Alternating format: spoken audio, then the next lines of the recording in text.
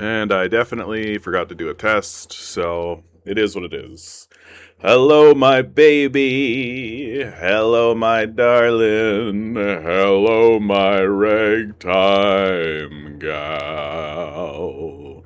Baby, my heart's on fire. Hey, how we doing out there? This for me was like a vacation week. Pretty much. I didn't have to go to school. I got my certificate the other week, and so I pretty much just chilled out.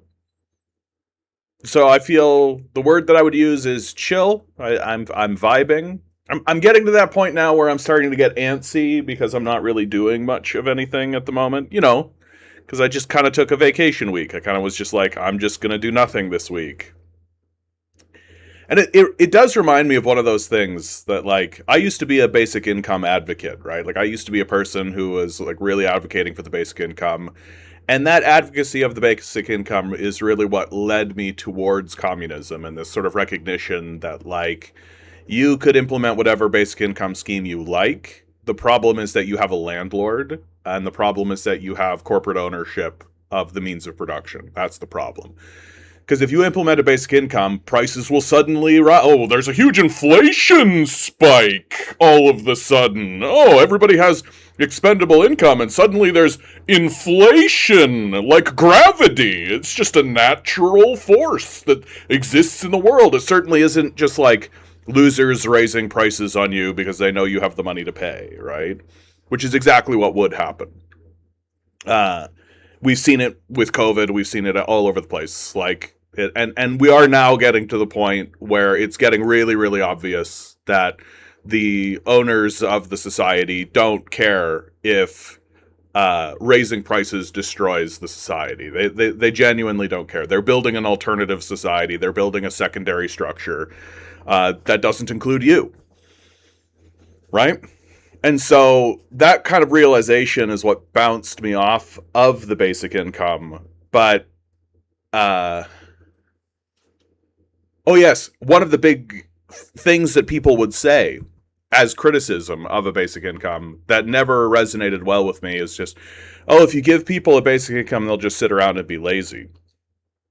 I have two critiques of this. Critique number one,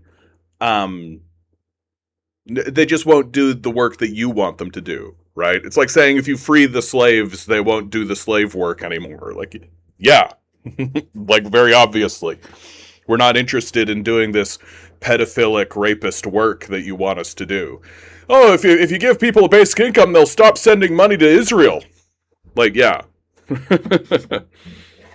But then the second response I always had was, like at first it like kind of was just like a little dingling bell, and now I see it as like a big gong, like it's a huge tell now. If you're saying people will sit around and be lazy and just do nothing, you're inhuman. Like that's something a demon would say of humans. Like if you're saying that of your fellow humans, it's because you don't know anything about humanity and are in fact inhuman. Sitting around and doing nothing is like gotta be the worst, right? Like it's the hardest thing for a person to do is to deal with themselves. And you're telling me that people are going to just sit around and do nothing and, like, deal with themselves all day? Yeah, right. Like, yeah, right. And then you get into that kind of conversation of, like, well, idle hands are the devil's plaything. It's like, yeah, but you guys are pedophilic rapists, so maybe we do need some devils in the machinery. Like, maybe if you're a demon and people are getting into your machinery and fucking them up, maybe that doesn't make them demons. Maybe you're just a disingenuous liar. Did you ever think about that? Anyway. Oddity, how are you doing today? Austin Wallace, how be, comrade? I'm well. Peanut Butter Beatrice, good evening to you. How long did you expect the MOU to last? I was surprised it lasted 2 days. MOU. Memoranda of I assume you're talking about the Iran thing. Like, I don't MOU. I'm not familiar with that phrase, but the yeah, like you can't. There's no such thing as a ceasefire with Israel. Like, it just doesn't exist. It's not a real thing. Um, the Iranians, I think, are doing everything they can in order to sort of show and postulate and show to the area that they live in that they're trying, that they're actually like interested in signing deals, and they're actually and they're really interesting. um I think the Iranians are really interested in putting this to bed, in trying to find a resolution to this for very obvious reasons. They don't want their schools to be bombed by Americans and Israelis. Like, they're under constant threat of terrorist attack, the terrorists being Israelis, very obviously. So they are completely incentivized to make a deal. But I think that they're doing so with the full awareness that what they're doing is just revealing the weakness of America. That every single time they do like a memorandum of understanding or sign some kind of ceasefire deal, they know and understand that what they're really displaying is America's inability to actually rein Israel in. That if you're living in the Middle East, like if you're living in Iran, Iraq, Pakistan, Afghanistan, Turkey, Lebanon, Jordan, Saudi Arabia, Egypt, like there's this underlying understanding that nobody wants to really stand up and say out loud, because they understand that it's an inflammatory thing to say, that it would cause a lot of problems for them to talk this way.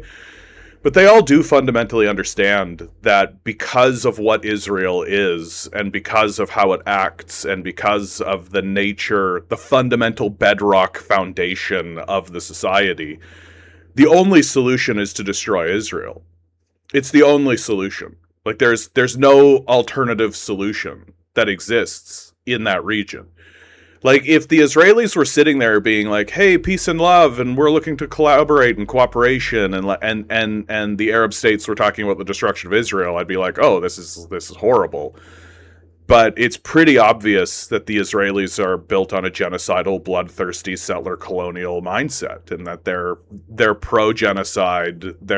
It's like we're looking at just a collection of psychopaths, just a collection of manic, insane psychopaths. And it's like, yeah, I can't imagine why anyone would want to destroy that. Like, so Iran needs to move forward, constantly showing the world, like, we're interested in peace, we're interested in peace, we're interested in peace. But they know full well that the Israelis aren't capable of that. That they're not only are they not interested in peace, I genuinely think that the Israelis are in a state now where they couldn't make good on a peace agreement if they really wanted to, right?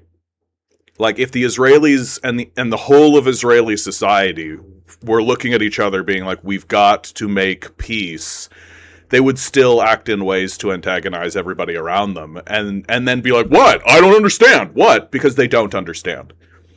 Right? Like that's the key. This, to me, is like the linchpin of the whole thing, is that I think a huge segment of the Israeli population simply do not fundamentally understand, and cannot fundamentally understand, that the way they are acting is unacceptable. Like, they just do not comprehend it. It's not even possible for them to understand. To them, they are lawful good, acting nothing but virtuously. And that if people die, it's because we have to defend ourselves in our righteous pursuit. And that is how they view themselves. And they are not capable. They don't have the capacity to actually see what they're doing as fundamentally something Nazis would do. Like, they don't view themselves as Nazis. They don't view themselves as villains. They're not capable of that. Their leaders are people who are straight up saying that like empathy is immoral and that you have to view these people as animals. Like I think it is over for Israel. I just don't think that there is a road out for them anymore. And I think the people who are really building the bedrock foundation of that road that leads towards destruction are the Israelis themselves. That fundamentally, like, because what's going to happen? It won't be an invading army. That's the best part. It won't be an invading army that finally does it, right? It'll be the Israelis themselves that do it because they're so bloodthirsty, because they're so incapable of basic empathy, basic compassion. Right now, their society is able to survive because there's this constant external threat and this constant external pressure, and where they're getting so many resources from the United States that they're able to kind of exert that pressure outwards in order to kind of keep things in this odd sort of equilibrium. But as you say, right, Peanut Butter Beatrice nails it. All we have to do is cut off their allowance, but we probably won't. Things are turning, right? Things are turning in the United States. It's looking more and more and more like if you are taking AIPAC money in the United States, you lose primaries. There was a New York congressman just, I think this morning, I don't actually have that article up, but there's a 5-term incumbent Democratic congressman in New York who just lost his seat to someone who Zoran Mamdani endorsed. And Zoran Mamdani has been explicitly anti-Israel, like explicitly anti-Israel in his rhetoric and in what he's saying. And so we are starting to see a pretty sharp pivot now where it's looking more and more like taking AIPAC money is political suicide. If you are an AIPAC supporter, if you take $1 from AIPAC, that's the end of your political career. And that's the way it should be. It should be the case that if you're taking AIPAC money, it's the end of your political career. These people are genocidal, psychopathic maniacs. Not only should the politicians who took AIPAC money not have power, they should be sent to The Hague and spend the rest of their lives in prison. That's what should happen to these people. The AIPAC is the propaganda wing of the Nazi party the Zionist party in America, and these people should be routed out. And it's looking more and more like that is actually going to be the case. And if that happens across America, then you are looking at the situation where the leadership in America might finally look at Israel and go, "You're on your own. Like, why are we spending a single dime on you? Why are we sending one single penny to this obvious genocidal, psychopathic, irrational, manic state that refuses to acknowledge even the most basic, rudimentary, fundamental human rights that exist, that the rest of the world completely acknowledges? Why are we tolerating this at all?" And so when that happens, what you'll see is Israeli society absolutely turn on itself. And I think that's important to understand, that when the money gets cut off, like when the flow stops or even tightens a little, Israeli society will consume itself. Because it's not really a society, right? It's a genocidal, like, apartheid state. It's not actually capable of reason. It's not actually capable of rational thought. It's running on a base assumption of non-rationality and base assumptions that are psychopathic to their core. And when it can no longer fight external threats, when it can no longer actually push towards greater Israel, when it can no longer actually pursue external goals, and when it can no longer really defend itself from third-party organizations, it will turn on itself and it will consume itself, and the final destruction of Israel will be internal. Um, the big problem that Israel has is not that they've alienated all of these states, right? Which they have, like Iran, certainly Lebanon, right? Jordan, Egypt. The big problem they have is not that the state apparatus of these Middle Eastern countries have been alienated from Israel. The issue is that you have uh, basically roving bands of marauders that exist all throughout the Middle East. There's been so much war, there's been so much devastation, there's been so much destruction that has happened in these regions that you have what we would call terrorist groups, right? But that, and any actual observer would just call it armed militias, right? Like just armed militias, young men who really don't have anything else going on. Uh, they don't have an industry, they don't have access to a wider economy, and they see Israel as the arm of the attacker, right? That when George W. Bush said we're launching a crusade, right? That the Islamists heard that, right? It's not like he said we're launching a crusade and the Muslim world went, well, we have no historical connection to that term whatsoever. Like the Muslim faith has a pretty strong connection to what a crusade is. And uh, and so when the spigot gets cut off from Israel, when the spigot finally gets cut off, as it will, because American society itself is finally starting to be like, why are we funding this? Like, what is this for? And when that spigot finally starts to get cut off, it'll be these third-party armed militia groups who really put the pressure on. This is why I don't actually take the big threat of like Israel will use nukes, because there's this. The logic of nuclear warfare is state on state violence, right? That's the logic of nuclear warfare, and what will happen to Israel will not be state on state. It'll be just armed groups of militias who you'll state sponsored is what they call them, right? State sponsored terrorists. But it's really as if it's just like you with like your neighbors, and you've got like rifles and shit, and you're so fed up with these people that you're going to go down there and take it over yourself. And the state of Iran or Lebanon or all this can literally be like, yeah, we have nothing to do with this. Right? Forget about the fact that like all of the weapons probably come from Iran, right? Forget about that.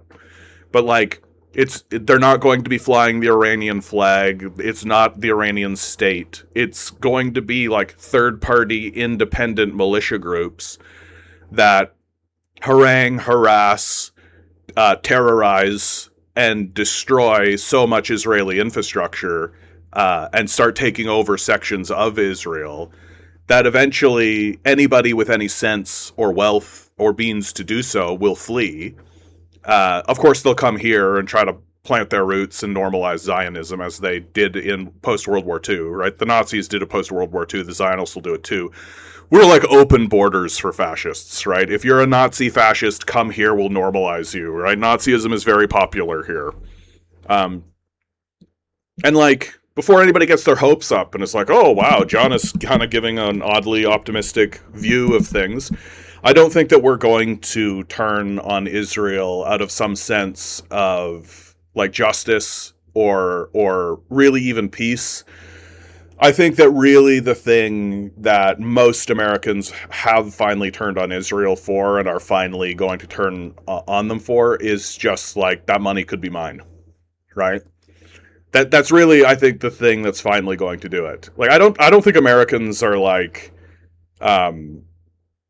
peace loving, like love the world, like we should all get along. Oh, it's our government that's the problem. I think the American government is a perfect reflection of what's going on in American society and who the Americans actually are. No, it won't be like we need to find justice. Like that'll definitely not be the reason why all this happens. It's 100% going to be because Americans will be like, we're sending another $100 billion to Israel. That money could be for me, and that'll just be it. Like they want their own money and they're going to keep it. And so maybe at the end of my life, we'll start to see Israel uh, face serious existential crises. Like we are starting to see the pendulum swing against Israel. Like it happens. Like there is blowback, there is backlash,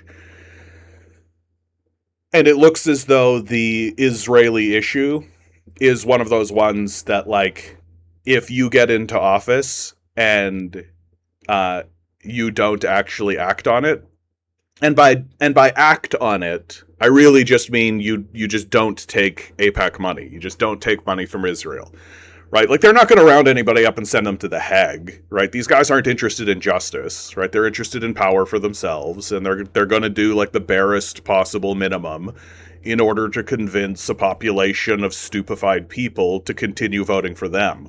And if that means they have to kind of stand back and watch Israel self-implode and consume itself, then they'll do that. That's fine. It doesn't mean that they're actually interested in pursuing justice. It doesn't mean that they're actually interested in, like, hey, maybe we should grab John Bolton and send him to the Hague. Like, yeah, maybe Stephen Miller, maybe Pete Hegseth. Maybe Pete Hegseth should spend some time at the Hague, right? Like, these very obvious, very plain, right in front of your face war criminals who should definitely go to the Hague and be tried just like the Nazis were tried. Like, there's no doubt in my mind that we should look, especially at the MAGA Republicans. Like the MAGA Republicans should be considered on the same level as the Nazis, right? Like Joseph Goebbels and oh, I'm blanking on that guy's name. That's annoying. But like Hitler, Himmel, like all these guys, we should definitely be saying, yeah, like these people are Nazi fascists and we should send them to the Hague. The ICC has an arrest warrant for Benjamin Netanyahu. People who fund Benjamin Netanyahu and the Israelis should go to the Hague. Which is really fun that the Canadian pension plan invests $23 billion more in companies tied to Israel. Right? So we're just as guilty as everybody. And this is pretty much the common thread in the West, right? Is that you can have public condemnation, but really you're going to give them money, right? That the project of settler colonialism that exists throughout the Middle East, the project of extermination, just how we exterminated the First Nations people, right? Just how we enslaved the black population, right? These are policies that we're trying to like reintegrate and normalize once again. We're trying to bring them back to the forefront. We have not been that successful in terms of ramping up the First Nations genocide. I think the First Nations people have successfully integrated themselves back into the society to the degree that now committing a genocide against them, or like a naked genocide against them, would be considered uncouth. It would be politically unsavvy to do. But the pivot from chattel slavery to prison slavery has been completely successful, right? The black population in America is largely a slave population. There are ways to sort of escape it, right? But that escape basically means, yeah, integration with the white power structure, right? And so that's more or less what's happening in America in a very naked, like very naked kind of way. And so the idea that this very naked, open, genocidal state that has always been genocidal from its inception. It committed a genocide against the First Nations people, enslaved the black population, have a civil war about it, which, near as I can tell, really was just like a war to transfer people off of chattel slavery into a wage slave system. right? That the bankers of the North were just like, oh yeah, we can't have independent owners. We want that labor to be part of our wage slave system, right? And so, uh, and like you have a brutal system of segregation that follows that's so brutal that even the Nazis are like, you guys are going too far with this. Um, yeah, we're shocked and blown away that such a nation that has this blood drenched history of like nihilistic psychopathic despair and disgrace baked in are still acting that way. Like, no, they're going to continue doing exactly the thing they have always done, and they've never really stopped. That you do have these sort of special little flash in the pan resistance moments where people are really grumbling about it, but the power structure keeps doing it, right? Because it's to the benefit of the capitalist state. It's to the benefit of capitalists to go into other people's countries, enslave their populations, and force them to do the work for them. Like that's how it is. And if you really want that to stop, if you really want to start living in a state that's actually interested in defending principles like justice, right? Principles like egalitarianism or equality, right? If you really want to live in a country that's actually interested in itself or in humanity, right? If you really want that, then you have to be a communist. There's just not another way. You have to be explicitly against the system of capital, and you have to explicitly say we have to destroy the system of capital, strip capitalists of all their assets, nationalize the banks, get the financial sector out of the hands of these very obvious, very clear, raving psychopaths, and just decimate them. Like there's just no alternative. What's the alternative? Right, negotiating with them. How's that been going? Right. So once every 50 years we get like some piecemeal reform that everybody has to like fight tooth and nail to maintain. How's that going?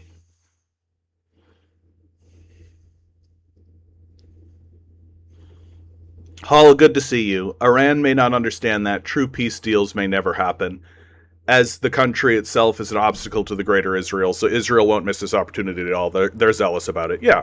No, that's exactly what I'm saying. Like, there's no such thing as a peace deal with Israel, right? There is only periods of rearming. Like, that's all it is. Like, that if Israel is saying we need to have an interlude or we need to have, like, a moment or a ceasefire of some kind, it's just so that they can get their logistics in place to restart the war, right? Like that's literally all it is. And I don't think we should treat it any other way. Like anytime the Americans or the Israelis start talking about ceasefires or all this kind of stuff, I just roll my eyes. I'm like, yeah. You just want a moment to move troops around, to move guns around, right? To get into a more advantageous position so you can relaunch the war effort. Like, it's really obvious what these guys are now.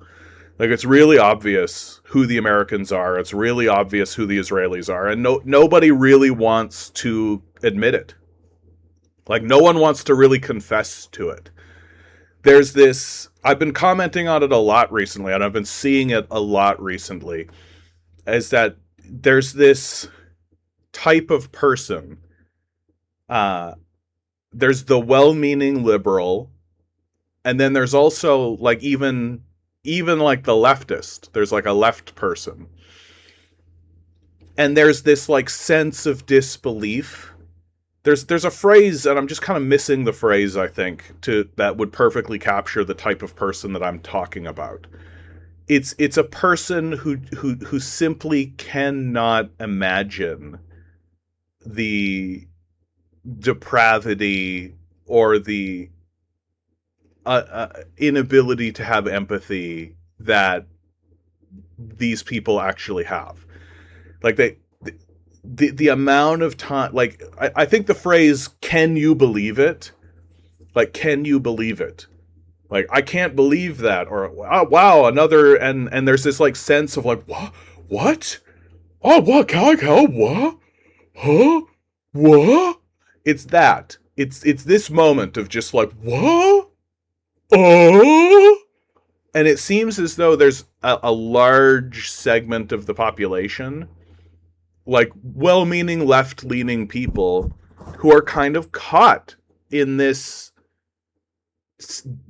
stupefied disbelief that they keep watching these Nazis and fascists act exactly the way Nazis and fascists act, and they keep, instead of responding to it or acting on it or doing something about it, they're just stuck in this deer in the headlights, like, what? What? And I'm just like, get over it, man. Like, get over it. Like, you think this is the bottom? This is not even remotely close to the bottom. Like, it's like every single time a new thing is introduced, for these people, there's this new bottom that they genuinely thought, like, a thing happens and they go, oh, that's so horrible, but at least now we're at the bottom. At least now we're at the bottom and we can begin rebuilding from here. And then when there's a new bottom, which is literally the next day, they go through this whole song and dance yet again, where they're just like, oh, what? There's no bottom. Like, there's no bottom. I just can't, I'm just so sick and tired of these people who are just like constantly creating political content and constantly making stuff to be like, I can't believe it. Like, believe it. Start to believe it. Like, what are we doing here? What are you talking about? You actually think there's a bottom to this? In human history, we were grabbing people and nailing them to posts in public. Cops, or soldiers, cops, would go to your house, grab you, and as a process of the interrogation, baked into the policy of the interrogation, you would be tortured. That was part of the procedure by policy. And if they found you to be guilty, they would grab you, put you in public, in front of everybody, and nail you to a post, and watch you die there. Like, you think we're at the bottom? Ha ha ha ha ha ha ha. Ha ha ha ha ha ha ha. Ha ha ha ha. Please, I'm begging you. I really am begging you. I'm begging all of these people who are standing around, be like, I don't really understand why everybody acting like it doesn't make any. Get over it. Like, get over it so much faster. Get over it. Like, if you are hearing these words, get over it now. Get over it right now. There's no bottom. They want to reenact slavery. They want to nail people to posts. They want to genocide anyone who doesn't look like them. And if you think that they're interested in anything less than that, you're fooling yourself. You're absolutely fucking fooling yourself. The only reason these guys are getting away with any of this shit at this point, the only reason that these manic, crazed child rapists are actually getting away with anything, is that every single time you find out a new shred of the depravity that they're involved in, you go, I can't believe it. Please start believing it. Like, just start believing it. Like, in fact, assume it's worse than what you know. Assume it's much worse than what you know. Stop taking this position where I have to prove it. Just assume that it's true.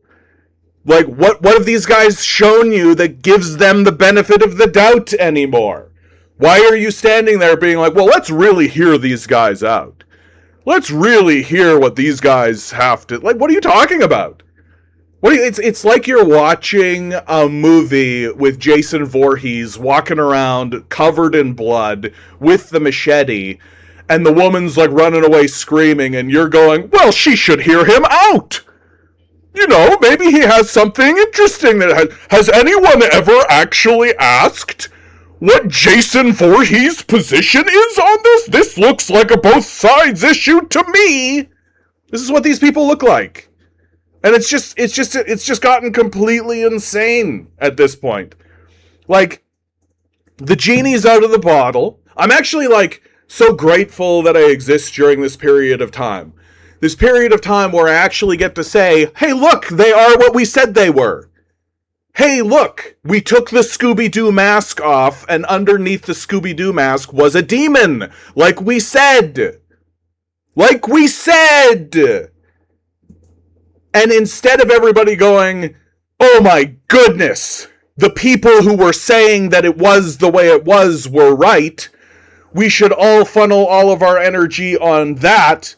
Instead of that, people are like, well, we should see what the demon has to say about this. It's like when you watch a movie where there's a con man, and the con man is conning everyone in the society, and there's the protagonist, and the protagonist is like, I know you're a con man, and I'm going to show everybody that you're a con man. And at the end of the movie, there's this really satisfying moment where the protagonist reveals that the con man is in fact a con man, and the entire town turns and looks at the con man. And the con man is like, now wait, everybody, now wait, I can explain. And the people are approaching, and they grab a hold, oh no, goodness, and they go off. The protagonist, like, sings the final song, or says farewell, and, like, waves at the audience, and the audience is like, yeah, justice prevails.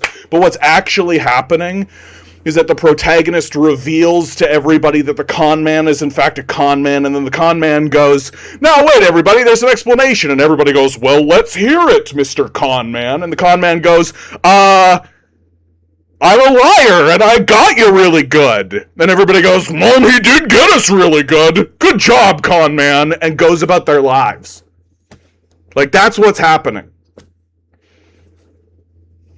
And there does come a point where I think the protagonist has the right to turn to the citizens and go, oh, you guys should be conned.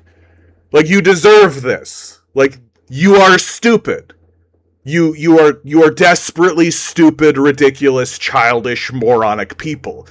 That a con man came and conned you. We caught him. He's confessed.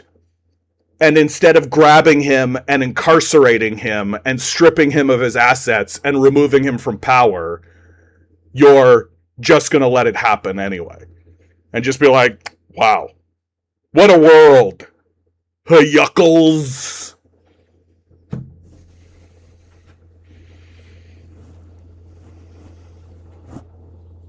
Like, we really are at a point where we deserve everything we get.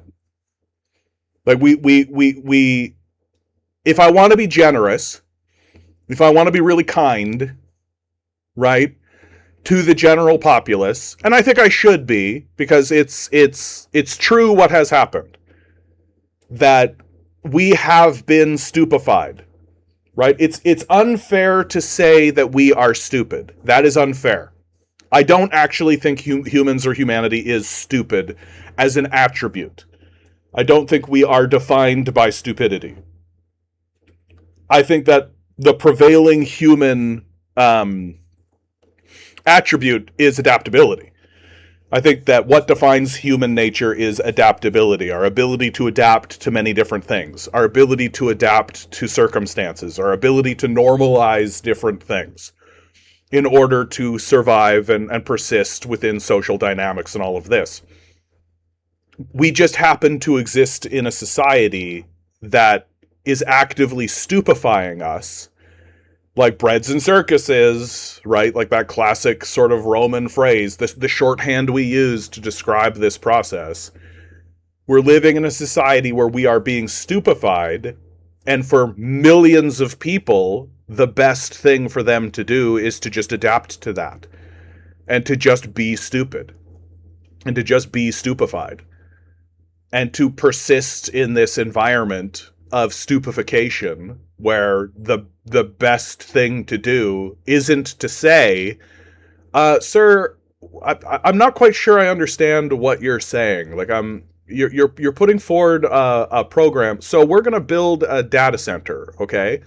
So we're going to build a data center, and that data center is going to use 4 times the water that the entire state uses, and you're going to put it directly beside all of our clean water, all of our natural resources that we really rely on. It's going to destroy a huge amount of farmland.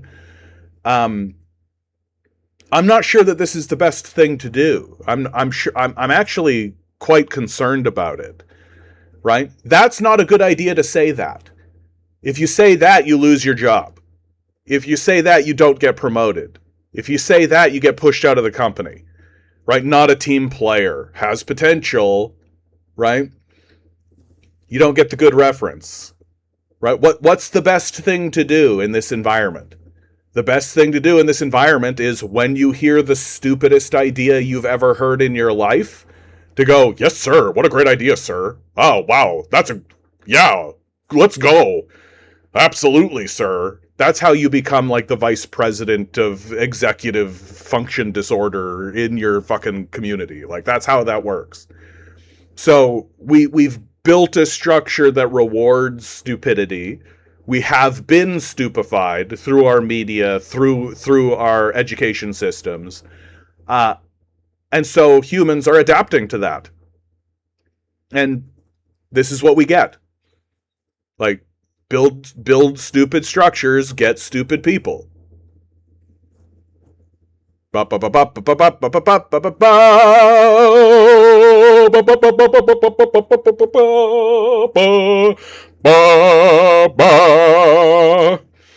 one hopes that there'll be enough energy that goes in the other direction where people are finally, like, really think about what it has finally taken for the average everyday citizen to finally go, I don't think I'm going to support this anymore. People have literally had to watch a society of millions of people reveal to the world in the most aggressive way possible that they are indeed Nazi fascists, just outright ethnically cleansing a land, mass human extermination, right? Unimpeded, unashamed, quite proud of it, openly stating that this is what they are doing. And that's what it has finally taken for the average citizen to finally go, I don't know if paying these taxes is worth it. I don't know if it's such a good idea for us to be investing in this kind of structure. Like, that's what it has taken. The amount of energy it takes to convince, like, the average American to try not to be a shithole. Like, try not to be a shitbag. This is how desperately entrenched in the base consciousness. Like, it's not in the blood. It's not in the DNA. It's, like, not in the atoms. It's in, like, the fundamental quicks and quarks. It's as if God itself is like, we need genocidal maniacs on Earth. More genocidal maniacs on Earth. The Lord works in mysterious ways, and this way will be as many genocidal people as possible. Don't worry, we'll make sure everybody knows who they are, because we'll make them white. Like, we'll make it so that the sun burns them. That should be a good sign, that everybody should be afraid of them. Oh, the natural environment causes them physical pain. Like, that should be a pretty good sign that these people are crazy and shouldn't be trusted. Oh, they're the leaders. Well, sir, it turned out that these people were so psychotic uh, that nobody else actually believed that they would be that psychotic. Believe it. Like, believe it. It really is like a bunch of Care Bears just living in the woods, and then like the white people show up and the Care Bears are like, oh, hello, come sing and dance with us, la la la la la la.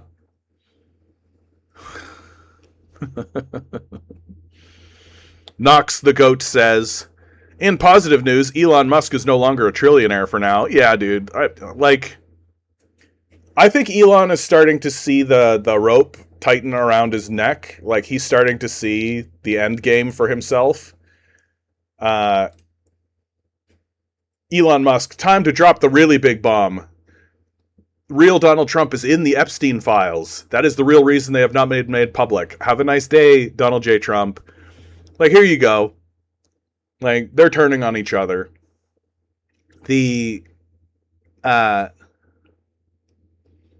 Like, Elon's, like, what's so pathetic about Elon Musk? And Elon Musk is a very pathetic figure.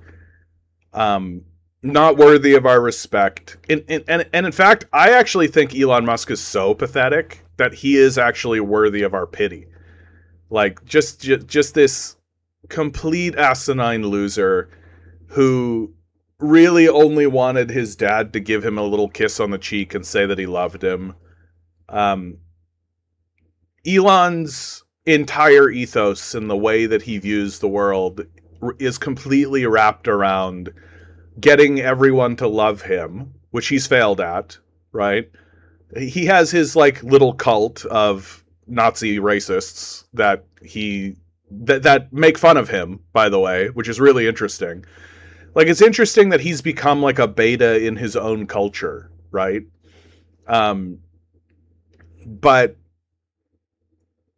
like, he wants everybody to love him, and then also he's really obsessed with legacy. It's the reason why he wants to have 100 billion children. Like, he's really obsessed with his own legacy, and he's obsessed with like this idea that his name will persist through time. He wants to be embedded in the culture in serious ways, so that as we persist through time, like, his name, Elon Musk's name, will resonate throughout time. And what's actually really pathetic and sad about him is that because the things he has pursued are so frivolous and childish and stupid, the moment he dies, literally the moment he dies, straight up, it'll be like he goes like this, and he dies, or he's in his deathbed and he's like, another infusion of baby blood, please, and then he just dies anyway, because that's life, baby. We die, and he goes flatline. Literally, the moment it goes boo, the capitalists will begin vulturing his properties. And everything that he has built, everything that he has been a part of, everything that he spent his entire life's ambition will be torn apart. Sections of it will be fully integrated. It's already fully integrated, but it will be officially and legally integrated into the United States military, right? Starlink is a good example. But like SpaceX too, there'll be aspects of the entire structure and the entire system that are fully reintegrated back into the military, the CIA, the FBI, the NSA, right? And then it'll just be about organization and where does it go and all of those. But then there'll be others that just completely collapse. Like, Tesla will collapse instantly. It'll happen the day he dies. The stock price will plunge. Everybody will bail on it, and the Chinese market will come in and just take the whole thing over, because the Chinese electric vehicle manufacturers are actually doing it correctly, right? Elon Musk is still on this like apartheid state capitalist brain, and he can't compete, right? Because capitalism it's not a competitive model, right? It doesn't actually work the way they claim it does, because guess what? They're con men and grifters. They're all just salesmen trying to sell you a product, just like this AI stuff. Like, this AI thing is blowing up. It's imploding at every single level. Even the people who are at the very top of it are saying, yeah, this is a bubble, it's going to blow up. And AI is going to exist and persist into the future, but it's not going to be the thing that takes everything over. Because that was always just a sales pitch. That was always just a bunch of grifting liars lying about a product that they wanted you to buy. And many people did. Many people did. And so that's just going to blow the fuck up. And the funniest part about that is that once again, the Chinese are the ones that are going like, oh, so we have this new thing, AI. Okay, well, what are its use functions? What is it useful for? Where can we integrate this? Let's try this at small scale over here. Let's try this. Let's try that. Let's try this. Let's try that. Hey, how about we do some planning? How about we actually take a look at this and actually analyze what it actually is and be honest about it? What are its capabilities? What are its positives? What are its negatives? What are its impacts? What is it going to do? We should actually study this. In fact, why don't we have all of our universities have an entire department dedicated exclusively to the study of this very thing so that we can have a clear-headed mind about how this is going to be integrated into our society for the benefit of the society? And how do we make sure that we don't get caught in illusions about what it's capable of? How do we get into a position where we can actually say, like, oh, this is what people say it might do, but we're actually observing that it doesn't have that capability. And in fact, we actually think that if people use it for the things that they claim it's going to do, it's going to have negative cognitive effects. Things like AI psychosis, things like reduced brain capacity. These are real things that definitely exist. We should be concerned about these things as we're beginning to integrate this new technology into our production chains. Maybe we should take this more seriously about how we're going to do this.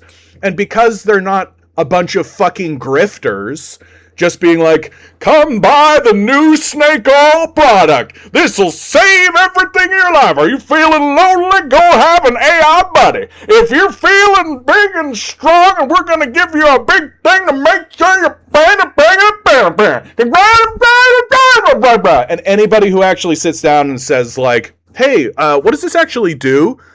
We're just told, you're just an enemy of the future. The future is AI, and we're going to go to the future. We're going to have a new day and dawn in the future. If you stand in the way of that, then you're anti-intellectual. We can't tolerate that. Like, which one of these two worldviews do you think is actually going to persist through time? In 100 years, which one of these two methods do you think is actually going to be successful? Like, do you think it's going to be the group of people who are like, we should analyze and study this and make sure that we integrate this properly into our society in a way that actually benefits us through a process we like to call planning? Or do you think it's going to be the con men who are literally just like, how do I sell people snake oil so they give me money? Like, so the collapses are coming. The AI bubble is going to blow up, and it's going to blow up in spectacular and hilarious ways. It's just going to be so funny watching these guys finally, like, cry their eyes out that their stupid data center idea completely flopped. Meanwhile, China is just going to have, like, they've built their... Do you know what China did with its data centers? It's my absolute favorite. They built them in the ocean. We're having a real problem cooling our data centers. Data centers require an awful lot of water. I know what we'll do. We'll put a data center in the middle of the desert. What we're going to do is we're going to take trillions of dollars of computing parts, and we're going to ship it to the middle of Utah. And in the middle of Utah, famously landlocked state, we're going to find a desert in the middle of Utah. And we're going to put in the middle of Utah, in a desert, trillions of dollars of metal. Metal famously conducts heat in the middle of a desert in the middle of Utah. And what's the big problem that we're having? We can't seem to keep this giant metal structure cool in the middle of a desert in the middle of Utah. Oh, we're gonna have to take all the drinking water from the state, all the drinking water from the surrounding states, and we're gonna have to constantly funnel it into a giant metal container that we built in the middle of a desert, in the middle of Utah, so that Elon Musk can make pictures of children he can masturbate to. Meanwhile, the Chinese are like, oh, we built our data centers in the ocean. Like, yeah, it's a big giant metal box. It's going to conduct heat. And in fact, it produces a lot of heat. And we thought to ourselves, man, that's going to take a lot of water. We got to be cooling that. You know where there's a lot of water? Do you know where there's a lot of water? Do you know where there's a lot of water? Do you know where there is a lot of water? Do you think it's Utah? In the middle of a desert? In the middle of the country? Or do you think, crazy thought, just riffing here, that maybe the best place to put a giant metal box that is just spitting out heat would be in the coldest place you can find?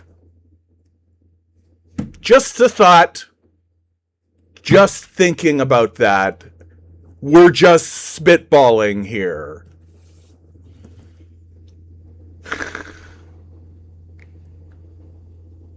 Like, we are so goddamn stupid. You understand? Like, I know I had this whole thing very recently where I was like, we've been stupefied and I have to be more forgiving to the populace, but that's pretty goddamn stupid, you guys. Like, even at, like, the top level, like, the planning level, like, the capitalist level, the, like, I need to get this data center in this place because I get a tax break on it, and if I build this here, then I get $100 billion, you know, and it's a good thing to build. We should build that thing. I know where we're gonna build it. We're gonna build it in Utah. Yeah. Like, that's pretty goddamn stupid, guys. If nothing else convinces you that the people who are governing us, that the people who have wealth are the stupidest people that you can imagine, that they are nothing but con men, they are nothing but grifters, they are nothing but liars, they are nothing but frauds, it should be that the plan that they came up with for these data centers was, let's put it in a desert in the middle of the country.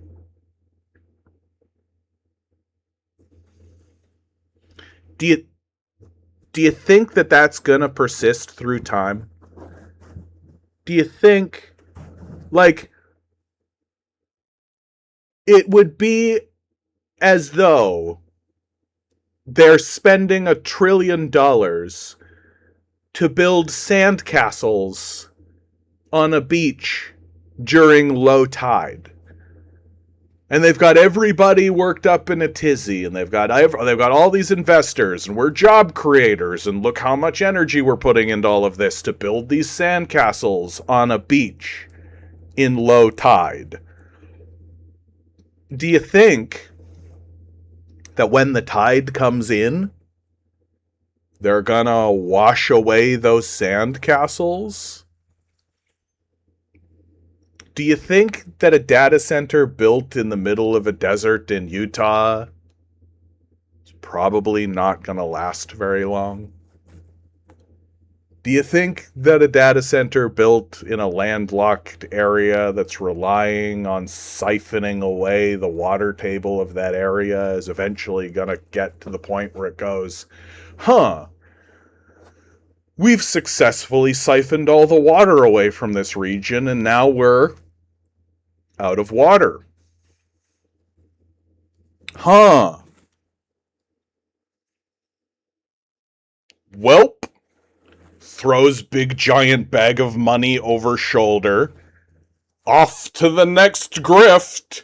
La la la la la la la la la la la. Because that's really all it's about. It's just about the bag of money. They don't give a fuck about the data center and the AI and all this kind of, like, it's all just a con job.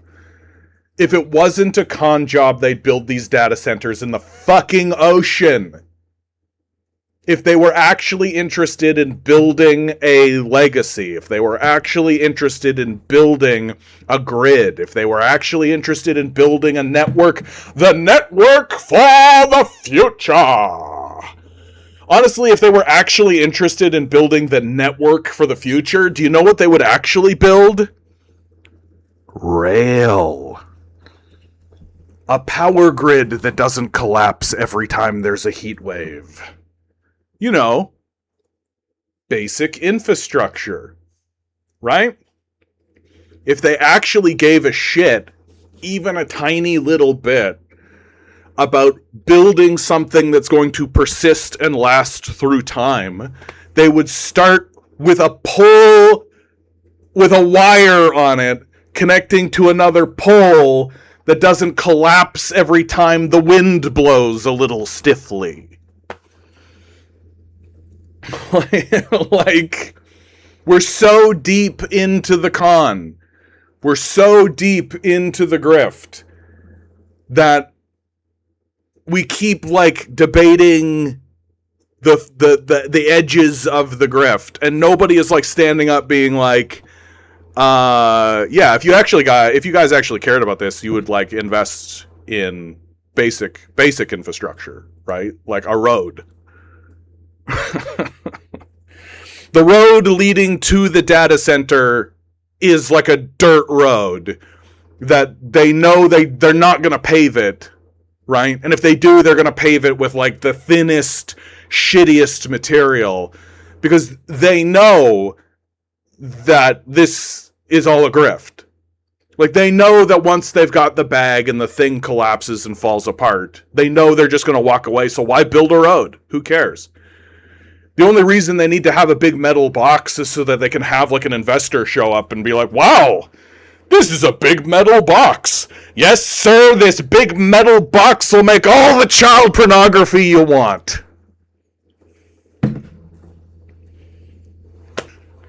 And the investor will be like, perfect. I do love child pornography. Like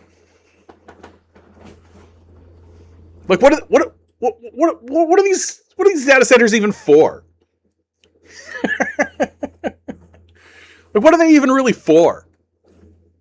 We need to build these data centers to secure the future of American security. Okay.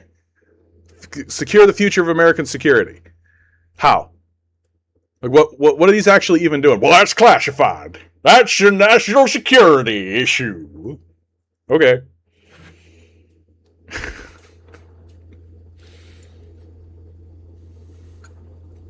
So how are you all doing?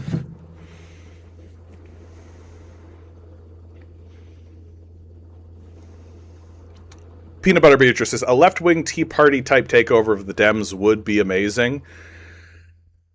So the Democratic Party is vulnerable to that kind of thing at the state and local level. That Zoran Mamdani is allowed to be the mayor of New York. And it's even possible that you'll see, like, a governor of, like, New York or California or something like that who has that kind of similar thing. But the federal party is dead in the water as far as I'm concerned, right? Like, the federal party is not a Democratic Party, ironically, right? The Democratic Party is just not a Democratic Party. And that was made extremely obvious with Bernie Sanders. Bernie Sanders was the moment when every single thinking person, so like maybe 15% of the society, should have gone, Uh, oh, hey, um, that's absolutely fascist. Like, that's absolutely some fascist crazy bullshit that you guys just do in that party. They have it structurally built into the fabric of the Democratic Party that if the most popular candidate gets the most amount of votes, a small group of corporate fascists can just say no. Super delegates. So, I mean, it's culturally interesting, and it is nice. Like, it is nice. Like, it's nice to see, like, people who are saying that they're socialists and social democrats, and people who are not taking APAC money and, like, getting in at, like, state and local levels. I think that that's actually a really, really good thing. Um, but it really is going to flow into what I've been saying the entire time, which is that the federal government of the United States is a dead apparatus. It's already a zombie corpse shambling around. We're just sort of dealing with its rot at this point. It cannot be reformed. It will not be reformed. Should a Zoran Mamdani show up at the presidential race, he'll simply be shown the door and say thank you for your presentation. And it doesn't matter how many votes he wins. Like, it doesn't matter. The only way that will actually change is if hundreds of millions of people, hundreds of millions, if tens of millions of people show up and start surrounding people's houses. And that's just the only way that will actually change. The more likely way forward for America is just collapse. Is just like the federal government is a Nazi fascist organization that terrorizes the states, and that each individual state begins erecting its own alternative secondary systems that operate separately from the federal government, and that pretty much, like, the most important person in your daily politics and your daily life will probably be your mayor. That it'll get to that point where just, like, the idea of even voting for the president will just be, why would I, like, it would be like voting for the leader of a different country, right? That's really where it's going, and that's really what it's going to be like, I think, for the vast majority of people, is there'll be this every 4 every 4 years there'll be this presidential election that happens. And for the vast majority of Americans, they'll just think to themselves, why would I vote for the leader of another country? Why would I vote for somebody who is just not involved in my politics at all? Because they're not. And the idea that you're going to have suddenly a swing away from this corporate fascist decline because you're going to vote Democrat, it's not real. What matters more is your local politics. That's what matters more. Right? That if I wanted to have a positive note on this, like, I do think you're like Zoran Mamdani's, and I do think that there are local politicians and there's local things to be done and to get involved in. And so my advice is to stop paying attention to, like, federal politics, because it's like paying attention to the politics of the moon. Like, it does. The only reason you should pay attention to federal politics at this point is to make sure they're not invading your state, right? Like if you're a Minnesotan, you should be paying attention to the federal government because the federal government is invading your country, or is invading your state, rather, right? But outside of that, the federal government's going to do whatever it's going to do, and you should do everything you can to sort of thwart it and try to not pay taxes to it and make sure that you're not involved at all in what this rogue Nazi state is doing. You should certainly not invest your time or effort in it, right? You shouldn't. I love it when they start talking about veteran services. I'm just like, oh yeah, all right, we're gonna keep funding the Nazis even when they're no longer even capable of doing the Nazism. Got it. All right. Hull, they think we could never go back to the 20th century attitude, pure apathy. They working towards that. What's the 20th century attitude? commie economist, yet pensions under capitalism are used for evil instead of useful investment. Yeah. Like, and the logic of finance capital, right? Like the logic of, like, investment is such a funny word. Because, like, we have here in Canada, there's a big scandal happening in Canada right now, right? Where condo developers in British Columbia are set to lose a whole bunch of money, right? And they're going to lose a whole bunch of money because their scam didn't work, right? Their scam of creating false scarcity to jack prices up, but nobody bit, right? Nobody bought the shoebox condos they built and were trying to sell for $2 billion a square unit. And they're like, wow, I can't believe people weren't willing to spend that kind of money for a piece of shit property that barely functions. And so their scam didn't work. Their grift failed, right? And instead of the Prime Minister of Canada saying, yeah, your grift failed, like, it did, like, or instead of let's be diplomatic, instead of the Prime Minister of Canada saying, well, it's a free market system, right? You invested your money into an idea to sell a product on a free market, and the product that you're selling did not meet the demand. Therefore, you must drop your prices until the product you are selling meets the demand. And if you can't sell your property, then you gotta bankrupt, right? That's the way the system works. I am Mark Carney, former governor of the Bank of England, former governor of the Bank of Canada, current Prime Minister of Canada. I know how economics works. And instead of saying that, the thing he should say, instead of saying that, he's going to take your money that you work for, and is he going to use it to increase your health care, get you pharmacare, dental care? Is he going to lower prices? Is he going to make things better for you? No, he's going to bail these frauds out.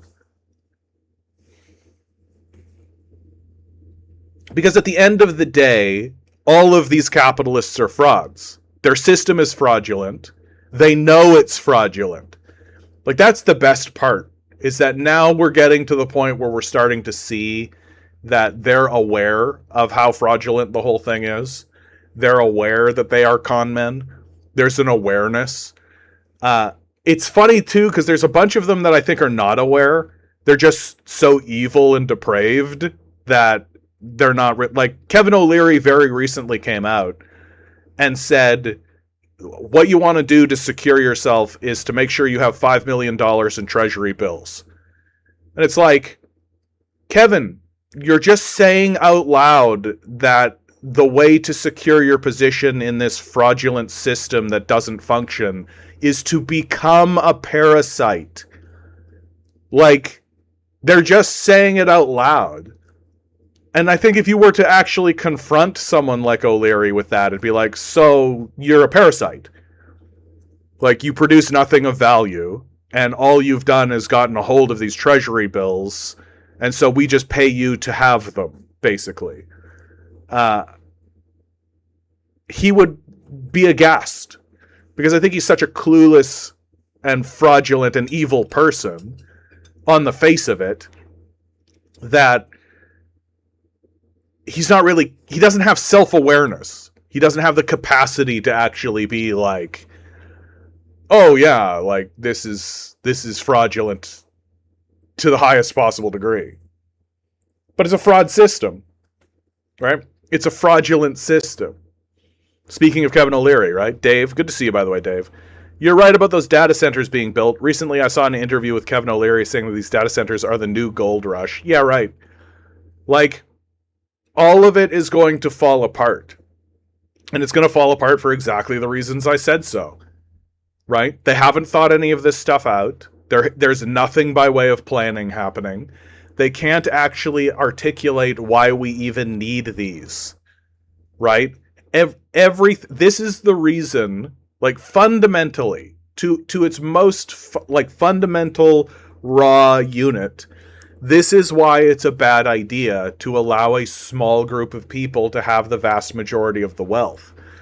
Because humans can get caught up in their own imagination. They can get caught up in this sway of a vision for the future, right? And when you're a capitalist, i.e., like the most worthless person in the society, right?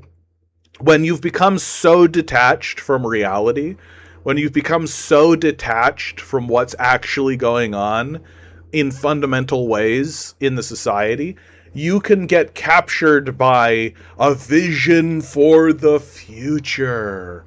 It's Elon Musk's whole grift, right? We're going to get to Mars, and we're going to be a spacefaring people, and we're going to go around the galaxy, and we're going to be it's like Star Trek and Star Wars all at once, and we're going to be an intergalactic spacefaring people. And all of these billionaires are just like, oh, wow, yeah, in their ketamine-fueled child rape parties, where they're just all jerking off on each other, right? And they're like selling each other this vision for the future that they can all just move forward on because they have all the money. And nobody at any point in the process is like, why? Why? Like, why do any of that? Why are we investing any money in that? For what? To what end? For what goal? How does that help like the average everyday person? In what way does that benefit me? In what way does that benefit my children? In what way does that benefit even humanity? How is that a good thing to do? And they just simply can't articulate why. That if you actually stand up and say like, why is this valuable? The only thing they have is like a religious platitude of like, oh, you're just against the vision and the future. It's like, yeah, I am against your vision, you weird, creepy child rapist. Like, yes, I am definitely going to stand against whatever vision you have to say. But the average citizen has been rendered so impotent. The average citizen has been rendered so alienated and incapable of actually mobilizing meaningfully towards any kind of political action whatsoever, that all we can do is stand back and watch these morons blow up rocket after rocket after rocket after rocket after rocket, and celebrate their massive success of having a rocket land. Like, that's, I gotta tell you guys, man, like this has become like my newest bugaboo. There's a video that just went around that everybody was supposed to be like, oh, let's jerk off about this, where a rocket landed, right? So they shot a rocket, which we've seen 100 billion times. We've been doing that since like the 50s, 40s even. And they took the rocket, and the rocket went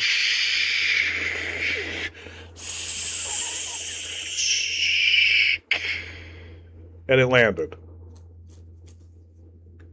And the entire time, everyone's like, yeah, we did it! Yeah, we did it! Woo! And the entire time I'm like watching this being like, so it's a plane.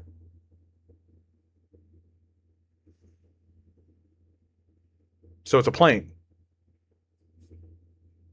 Plane takes off and then lands. So it's a plane. And, oh, okay, so to land this rocket, you have to burn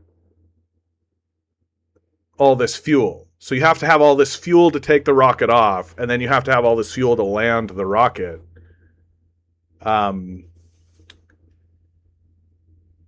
it's a plane. It's just a highly inefficient, like, helicopter, basically. And no one can actually explain to me what the use case is for this. Like, why is this better than what we're already doing? Near as I can tell, it takes up more resources. It's way less efficient. It's like in World War II, they were drawing up plans for like a super tank. There was this entire department in the military. They had drawn up schematics and blueprints and plans and all this kind of stuff for like a super tank. They were just like, it'll be bigger and stronger. It'll be 5 times the size of a regular tank. And finally, like, a general sits down and like looks at the schematics and is like, he's like a real guy who's actually like fought in real wars. And he's like, this thing's a liability, and it's nothing but a liability. Like, you want to draw a super tank? This thing's going to get hung up on a tree stump. What are you talking about? It's bigger than the roads. What are you talking about? You know what's going to take this thing out? 4 Jeeps. Like, what are you talking about? The repair and maintenance on it in the field alone would just absorb so much of our time and energy. Get this thing out of here. Fuck off. But nobody's willing to do that with fucking Elon Musk and his dumb rocket program. Where it's like, oh, wow, we landed a rocket. So? Like, I can't imagine. Who cares? I don't get it. And they won't explain it. It's literally just like, we did the thing. Okay? Like if I flick a penny off a building into a cup, like, it's impressive, I guess, but it shouldn't be the backbone of our whole economy. It shouldn't be the thing that we're funneling all our money into and investing all our time and energy into. To have a guy flick a coin off a building into a cup. Rocket goes up, and then rocket came back down and landed. Why? Why do we care? Why do we care about that? And the only reason we seem to care about it is because rich people in their ketamine-fueled child rape orgies care about it. Where they've just convinced each other that this is the thing to do. What's the use case? Why? Is this beneficial? Is this a thing that matters? And you know what's really funny?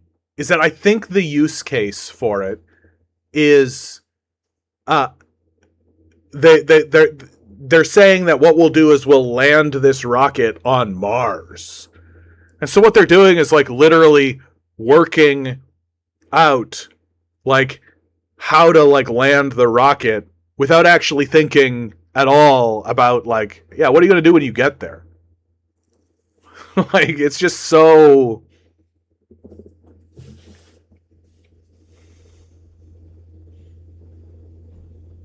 It just reminds me of that poem, Whitey on the Moon, right? How's that start? A rat bit my sister Nell today, and Whitey's on the moon. Like, this is what we're investing into the future? We deserve everything that's coming for us. We deserve every single piece of it. Every single component of it. We absolutely deserve. I have no empathy, no sympathy, right? The mass misery that is going to sweep through the United States and Canada and Europe. I'm just like, yeah. Like, we've only been working, like, have you ever played a game where you're, like, playing a game and, like, with some just, like, people, you're, like, online or whatever, or maybe it's by yourself, and, like, your team is working really hard to lose. Like, you're in a position where you should win, right? You're in a winning position. You've got all the pieces in place. A win is the trajectory, and you're walking towards a W. But your team just keeps doing everything they can to lose. They keep just offering up victory for your opponent. And then finally, things pivot, and you actually do lose. Right? And it's like, when that happens to me, I'm just like, that was a well-earned loss. We really worked hard to secure that loss. Right? And I see that all the time in our society. Like, we are perfectly set up to just, like, slam dunk the biggest W you could possibly receive, right? Like, what bigger W could there be for any species than just like peace and security, right? We build a society that people spawn into, have a good time, talk about art or whatever and the nature of being alive, and then decay and die, right? What better existence could there be for any creature coming into this reality? And we're doing everything we can to secure the L. We're doing everything we can to pivot away from what is so obviously just a slam dunk win into this very clear loss. And as it's happening, I just find myself being like, we're earning it. Like, boy, are we ever earning this. Boy, are we ever working our asses off to make this loss happen. And, like, when it happens, I just can't help but feel that I'm going to be standing there being like,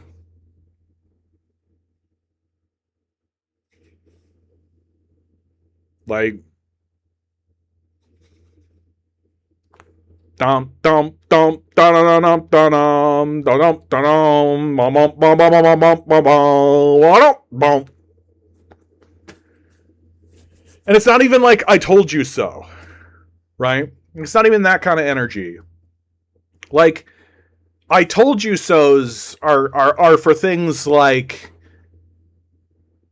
hey man, I think that the Knicks are going to win the NBA Finals. And people are like, no, they're not going to win. It's like, no, I have a good feeling and I have a good vibe about it. And there's this, that, and the other thing, blah, blah, blah, right? It's like, and then they do, and you're like, ha-ha! I told you so, right? Like, that's where I told you so comes in. This is so very, like this is more like watching someone take a knife and, like, put it into a light socket. And you're like, if you put that knife in that light socket, it will electrocute you. Right?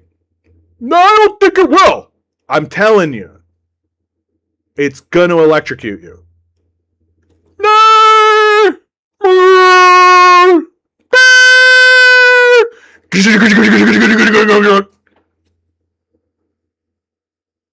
I mean, I told you so.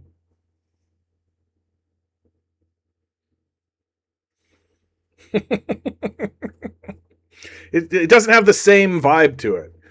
I feel like I told you so is more useful if it's like, haha, the consequences of this were so low that it doesn't matter. But to say I told you so when it's like, yeah, the consequences are not only your life, but the life of your children and your children's children and perhaps the fate of humanity itself. I told you so doesn't seem to really get it. It doesn't seem to really grab a hold of it. And to me, this is the thing that I'm just like so bewildered by. Is like, we just keep listening to the frauds.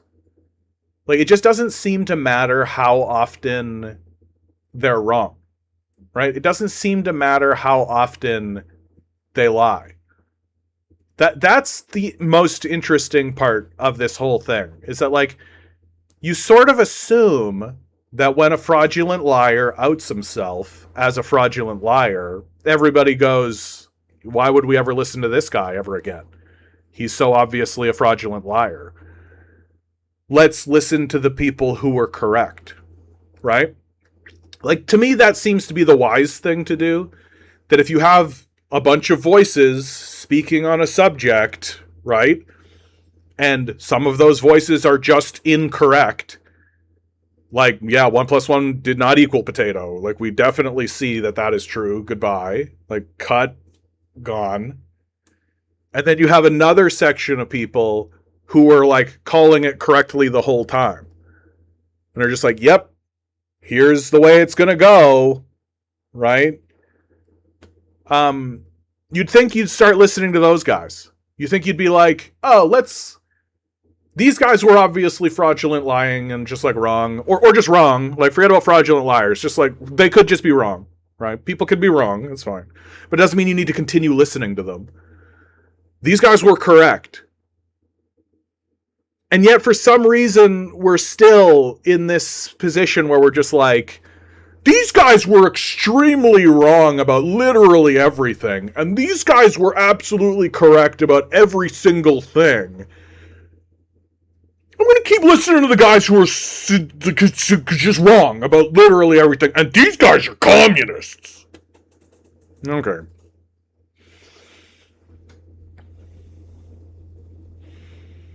JT writes, David Suzuki called out the Artemis missions as a stunt, which it 100% was. Yeah, there's like, what's the use case?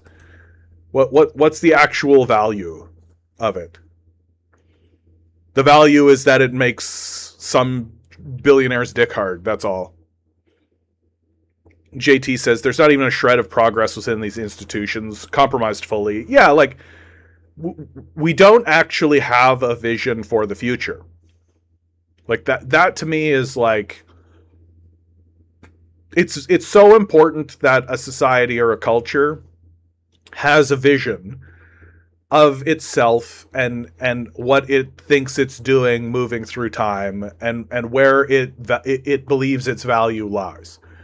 Right? I actually think that that's super crucial for any country or nation or civilization or culture or whatever name you want to give it.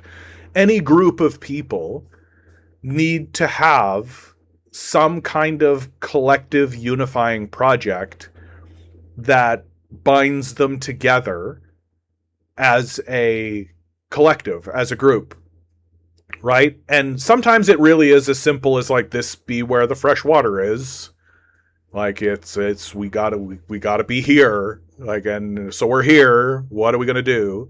But then you have to start asking, like, okay, how do you keep everybody from fucking killing each other? Right? How do you keep people from fighting with one another? And more specifically, okay, it's not about keeping people from fighting each other, because that's not possible. People will fight. But how do you make it so that the things that they fight about are superfluous? How do you take this fight energy that clearly exists within us and put it in a kind of a corner and box it? Sports is a good one, right? People funnel a lot of their fight energy into sports. But also like arguing about projects or arguing about who do you think the philosophers were? Like, what do you think they were doing? They were taking their fight energy and funneling it into like, what is existence? Like, what is this thing that we're all collectively experiencing, do you figure? And so you need a unifying project of some kind. You need some kind of unifying project for everybody to kind of focus in on and be like, this is the thing that we're doing. Like, you take a look at like ancient Egypt, and these guys are building like wonders upon wonders, like ancient China, like all of the building that happened throughout human civilization. And you really got to ask yourself, why were we doing any of that? Why were we building any of this? Derd over on Twitch, just with a very polite hello. Hello, Derd. Good to see you. Well, hope you're here to be beautiful. If you have any questions, comments, concerns, queries, I try to give first-timers the floor. And we're not building anything. Like, we're not building anything. These data centers are not a thing that is being built. It's literally just grinding up our potential into nothing.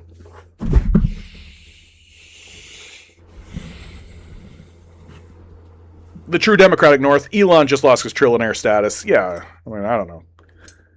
It never mattered in the first place. Like, it doesn't. I can't imagine. Like, the people who are walking around being like, "What a success story!" I'm like, okay. Really, this story, the trillionaire story, is just kind of outing who's a loser and who isn't a loser. Dirt asks, "How am I?" I'm well, actually. I'm having a fine time. How are you? JT says, I think the art community helped people through the past 100 years. Since access kept growing in an exciting and more democratic way, the internet stagnated.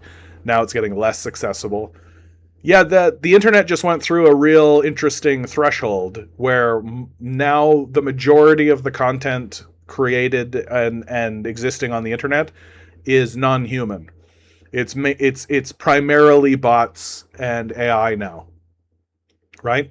The dead internet theory is coming true, where AI will eventually it begins becoming incestuous, right? It begins viewing the content that it creates as part of the process of its own learning, but the stuff that it creates is so stupid and reductive and derivative, by its very nature derivative, that it becomes like this incestuous cesspool, and so everything that it creates just gets worse and worse and worse and worse through time, but it spreads faster and further, right? So the internet, I think that by the end of my life, the internet will be primarily unusable. And I think that that's pretty much the strategy. Like, the Zionist Nazis that own this place, right?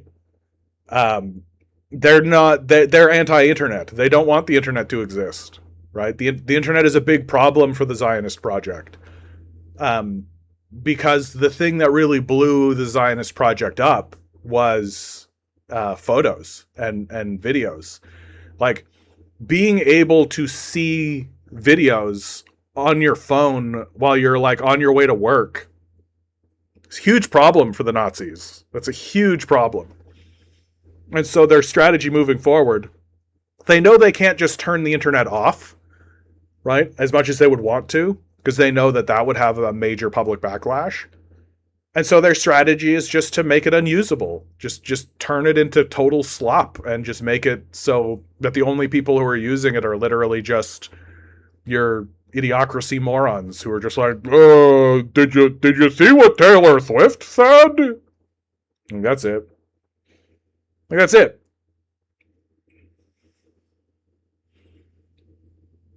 And they can't really have like a vibrant artistic community, right? Like, that's not something that you can really promote in a capitalist society.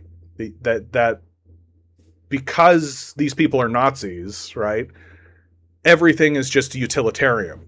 And so if they're putting forward something, it has a utilitarian purpose.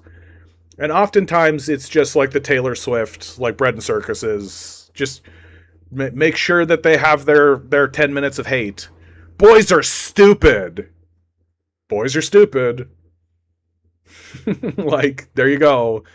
Wow, did you see that Taylor Swift thing where she went under the stage and was a mermaid while she sang about how half the population is untrustworthy?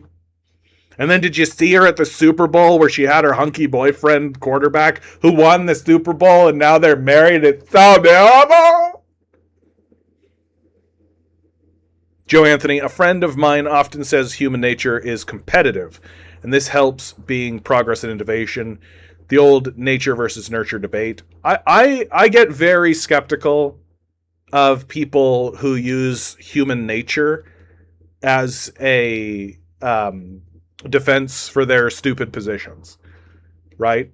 Like, it's not really that different than saying God did it, right? Like, human nature is to be a rapist. Like, yikes, right? Human nature is competitive, is it? Like, is it? It's kind of weird to say that human nature is to be competitive and then have all these like team sports around, like all this like communal kind of stuff that exists in the society. Like, is there such a thing as competition? Does competition exist in the world? Sure. Is it human nature to be innately competitive? Like, I often find that people take the attribute that they want to elevate, and more specifically, it's the attribute that they see in themselves. And most often, it's the attribute they see in themselves that they think is antisocial, because it usually is. And they use human nature as a justification for why their antisocial behavior is good, actually.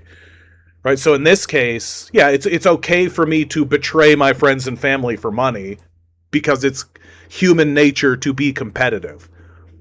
Right?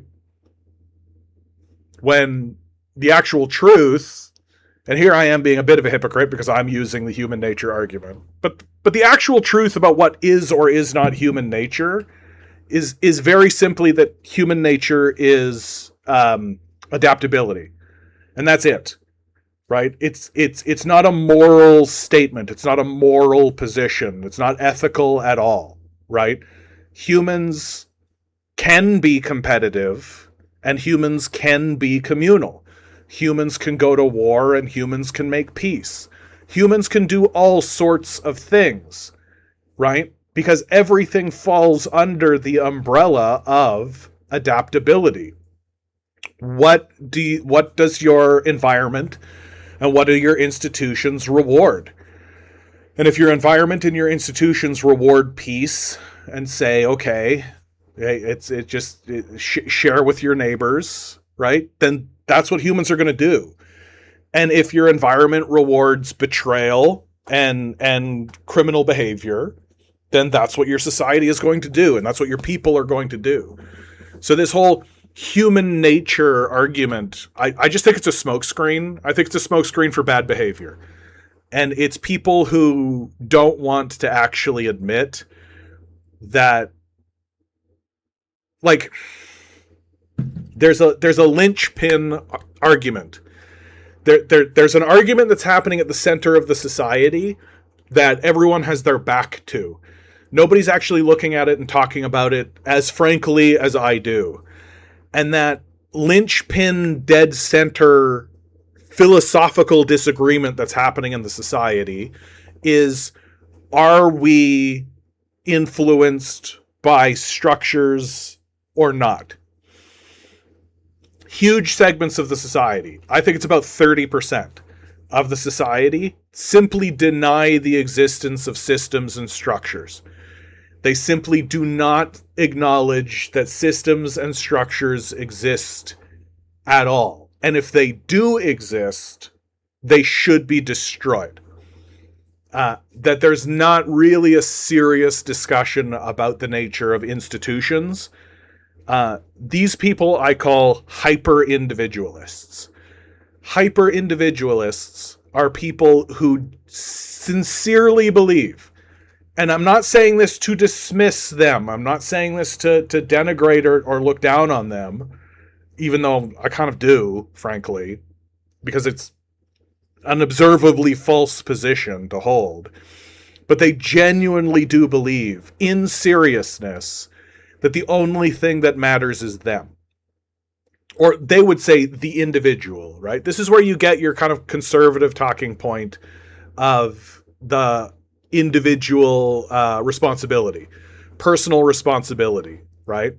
At what point does a person have to take personal responsibility for themselves? And it's like, as long as they can hyper-focus on personal responsibility, they never actually need to take a look at the systems of oppression that are putting people in positions where they have to act in a certain way, right?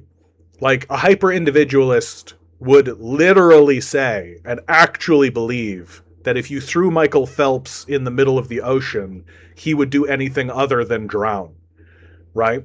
That they deny the impact or the importance of environmental, social, structural, or systems-based institutions. It just doesn't matter to them. And if you do finally, like, paint them into a corner where they finally do have to confess that, like, okay, the legal system exists and there is a government that exists and they did pass laws in order to do things. If you finally do get them into that position, they'll just pivot it and go, but it's your responsibility to deal with these things, right? What's the classic phrases? Like, you can't control the hand you're dealt, but you can control the way you play it. That kind of, like, tripe, basically. That kind of just, like, dismissive, juvenile garbage that somebody who is handed a fortune would say, essentially, right? I worked really hard with my dad's money. Okay, bud.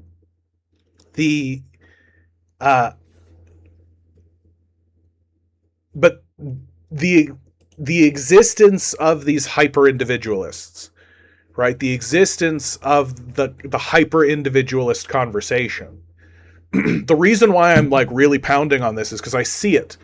I see over and over again, like, the society is trying to understand itself. And the way that that societies try to understand themselves is through art. And I keep seeing artists and I keep seeing people produce art where they have like two. So, for example, you'll have a black person and a white cop, right? Having a conversation about race relations within that dynamic. And they're talking to each other, but you can see that they're like talking past each other. And the reason why they're talking past each other is because the artist is trying to like, okay, well, this is what these guys say, and this is what these guys say, but they don't actually understand that the cop sees him is a hyper individualist. He simply does not acknowledge the existence of systems. This, even as he works within the system, he simply does not acknowledge that they exist, even as he is the beneficiary of being part of a system. All that matters is your personal responsibility. So he is a good guy, right? Like Superman, like a Batman. He's the Punisher, right? Like he sees himself as a good person who is a good guy stopping bad guys. And that's the extent of his analysis. He has gone not one step further than that. He is a hyper individualist. Therefore, if he's a good guy, then who is he stopping? Bad guys, right? And that in his worldview, bad guys do bad things because they're bad guys. And if they don't want to run afoul of the law, then they should stop doing bad things. And that black person will start talking to that cop like, hey, you're aware that there's like a system here, right? But he won't actually say that. He'll start talking about like history, or he'll start talking about this kind of thing, which the cop interprets as excuses, right? Because it's all about personal responsibility. Nothing else matters. There's no other thing that exists. And so my hope in talking this way and in communicating this is to get more people to understand that like we actually have to have like a direct, frank, very specific conversation that targets these people who are hyper individualists who deny the existence of systems at all. Right? Like that black person can't bring up slavery anymore because what's the response? That happened so long ago. Right? And we really got to get to a place where we say, okay, so if a person created a machine and that machine killed babies, right? It like walks into hospitals and it slaughters babies. That's all it does. It doesn't do anything. It's powered by baby blood. So it goes into hospitals and chews up babies for power. You would acknowledge that that is evil and that the person who built that thing is evil, right? To which they will respond, yeah. And then you say, okay, cool. So the guy that built that machine is dead, right? But the machine exists. Should we stop the machine? Well, yeah. Okay. So we now fully understand between the two of us the idea that an individual can create a system, right? The baby killing robot is a system. And if somebody were to say, hey, the baby killing machine shouldn't be stopped, right? You would say that person should be stopped, right? Right. So there are systems that exist through the legal system, through the legal code, through the police force, through the military, through the judicial system, right? That operate like that robot, where they systemically go into neighborhoods or systemically go into places based on specific attributes. In the case of the robot, it's babies. But in the case of the legal system, it's black people or women or a certain economic position. And they treat you differently. Right? And until we actually have that conversation and get these hyper individualists who genuinely do believe that the only thing that matters is your personal choice and nothing else, that to point at anything other than personal choice is just an excuse, until we finally get those guys on side, there's just no moving forward. It's just not going to work. It's not going to be a real thing. Because the hyper-individualists believe that they're good people. And I'll go one step further. Most of those hyper-individualists are good people. They just have this worldview that discounts 99.9% of what reality actually is. That there are systems, that there are institutions, that things can persist through time, that we didn't build these systems, but we inherited them, and so it's our duty to dismantle them. Right? But if you just deny their importance and deny that they exist at all, then you will perpetuate them unwittingly. It's very similar to what's going on in the climate change conversation, right? If you're a hyper-individualist and you deny the existence of systems as a default position, then you can say things like, well, it's snowing today, so much for global warming, unironically.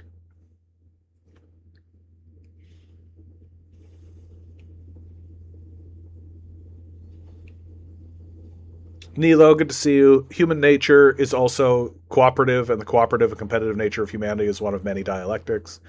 Yeah, to me, it's just about adaptability. Did you build a society where cooperation is rewarded? Do you have structures where competitiveness is rewarded? And that's it.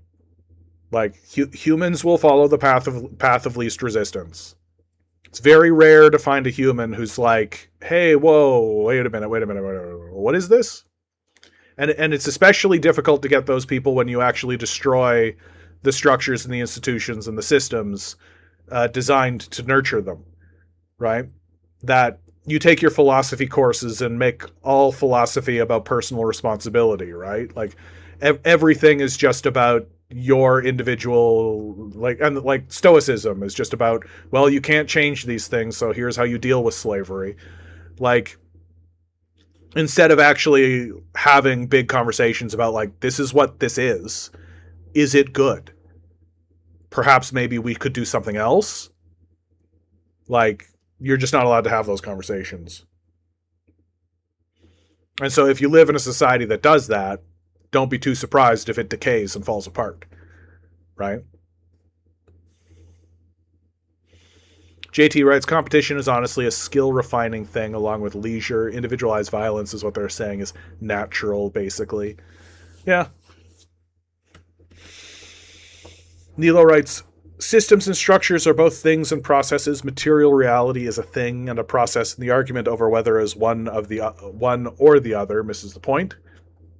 Joe writes, I am more of the mind that there is a choice, not that it's some kind of unavoidable characteristic and, oh, well, always was, always will be, particularly considering structural violence. Yeah, like, what's so insane to me about this argument that human nature is, like, basically they're saying human nature is immutable, right? Human nature has this quality and this quality is immutable and unchangeable, right? It's like, well, then what's the point of anything? Like, what's the point of having a government or a legal system or a structure of any kind? Like if you actually seriously believe that humanity has immutable, unmoving characteristics, then, like, what's the point of the theory of evolution? Like, what's the point of having discourse at all? Why are we even talking to one another? What's the point of sitting down and having a conversation? Everything's just immutable, right? Everything's unchanging. You can't alter it. It just is what it is. So if you actually believe that, then fundamentally what you're saying is, I don't need to listen to what anybody else has to say. Like, that's a pretty scary, terrifying position to hold. That I can just do whatever I want because it's all immutable anyway, right? I can grab whoever I want, I can take whatever I want, I can do whatever I want because it's all immutable anyway. I'm just acting out of my human nature. Like, no sense that maybe we should have a conversation about it. No sense of self-awareness.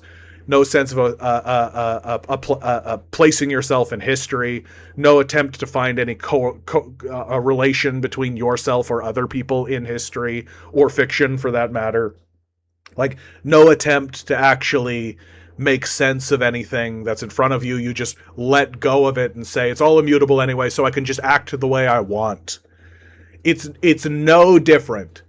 This line of thinking, as far as I'm concerned, is no different than saying God said I can do it. It's just exactly the same thinking. It's thought termination. At its most fundamental, most basic level. Saying human nature is blah, some attribute I put onto it because I observe a human myself do it. It's just thought termination. And most importantly, and I think most terrifyingly, is that it's a way to essentially wash your hands of self-improvement. Right? You can just be a shitbag your whole fucking life and just be like, it's because I'm a human. Yeah, I'm just a human, and humans are innately rapists. So I get to raping. Because, that's what humans do. We just rape. Maybe don't. Like, the Confederate slavers of the South actually argued that it was the nature of the black person to be a slave. Right? Like, this is thought termination. This is the end of self-improvement. This is the end of attempting to ameliorate a condition. This is the end. And also it's like extremely narrow in its view, because it's usually just a person being like, well, I see I am like this, and I am innately good and holy and perfect. And so this must be an innate quality of all humanity universally. Right? Do you see the overwhelming arrogance of the statement? Do you see how, like, overwhelmingly over the top arrogant it is to say this? That, a quality that I have must be innately good because I'm innately good. And so I attribute it to all of humanity. And that means I can act the way I think is good to act because I think that way. Like, I don't like to use the word narcissistic, but maybe have a little humility and be like, maybe I'm a shitbag. Like, maybe that's selfishness.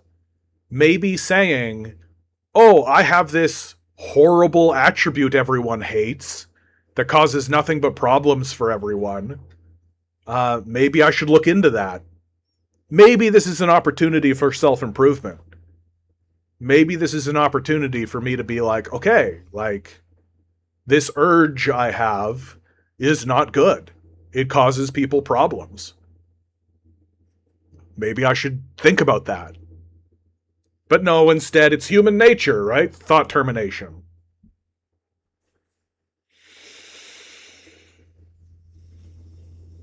Nilo says, this is the frustrating thing. Without these hyper-ignorant people having a dawning on them, a paradigm shift, we are stuck. Even if we have a better understanding, we as individuals, ironically, cannot affect change without them, which makes them feel like they have some kind of edge over us. I mean, to me, the big problem that I see in the society from the left is that we're not really taking it seriously. That to me is the core of the issue. That we're looking at the situation that they're in with a very dismissive or disbelieving. Because I was talking about this earlier in this podcast. There's this kind of sense of disbelief that exists on the left. And then kind of a sense of um, dismissiveness, like dismissive disbelief. Like we can't possibly believe that these people actually exist, or we can't possibly believe that they think the way they do. And so there's an impulse to not take it seriously, and we should take it seriously. We should get over our disbelief. We should get over it right away, right? Like right away. Like literally this moment.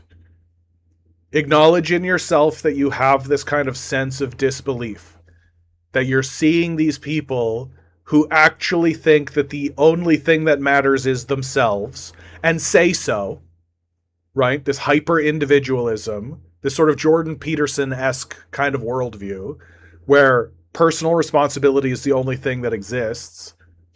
And instead of kind of rolling your eyes or shaking your head or having this kind of sense of aghast disbelief, or even coming at it with this disparagement, right? To just say in this moment, okay, I think that way about those people, but those people don't think badly about themselves. They think it's just common sense. Good old folksy wisdom, right? That it's up to us to actually say, so hey, you notice that there's a system here, right? Like you can't expect a blind person to explain to you the color of a flower. And that's not their responsibility. And if all you do is sort of scoff at the blind person for not being able to tell you what the color of a flower is, then they're not going to be your friend. And you're not going to get them to a place where they even acknowledge that color exists. Right? That they could very simply be like, color doesn't exist. I've never seen color. I don't know what color is. What are you talking about? That's stupid. Right? And if all you do is make fun of them and shit on them, well, then they're just not going to talk to you. And if a bunch of them get together and start voting for people, don't be too surprised if you end up with a guy who has all the sight in the world and can see the colors saying, yeah, color doesn't exist. This is liberal propaganda. Right? I just wish that we would close our jaws and stop being like, oh, what? Oh, what? And just like, yeah, yes, that is what it is. Like, it is time to get over it. It is time to begin interacting with people where they're at, with this sort of sense of like, okay, like, I wish it wasn't so, but it is. Like, it is. These people are like this. And it's not a fringe group. Like, I can see how even maybe 6-7 years ago, you could probably make the argument that this is all just a fringe group. That's over, right? At least 30% of the society is like this. At least. And to me, that's actually a very conservative estimate. I think it's probably much higher than that. And like, you have 30% who are like die hard committed to this idea of hyper individualism, which means you have probably another 30% of the society that are kind of just on the fence about it, that are kind of just like gray about it, and are just like, meh. Or probably more like 40-50% of the society is like that. Where they're like, yeah, personal responsibility. And like, yeah, you got to pull yourself up by your bootstraps. Yeah, I guess. And then you start talking to them about like, yeah, but like systems. No, yeah, oh yeah, systems exist too. Yeah, you got to, but they're susceptible to this kind of, like, yeah, but you got a bad hand. Sure. And I can say when a guy's got a bad hand, but you got to control how you play the hand. This is where you end up with liberals, right? A liberal is exactly that kind of person where they're like, yeah, we can alter systems and do all kinds of stuff, but we gotta be careful. We gotta be careful.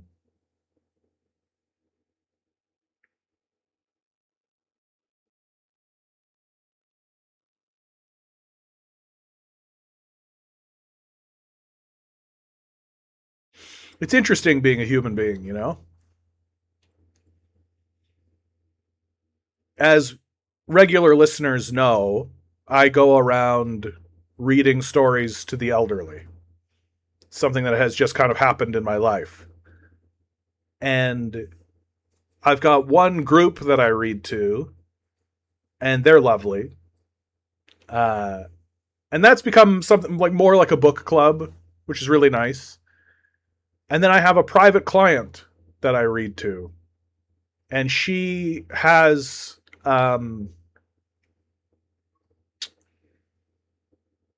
oh goodness, that sucks.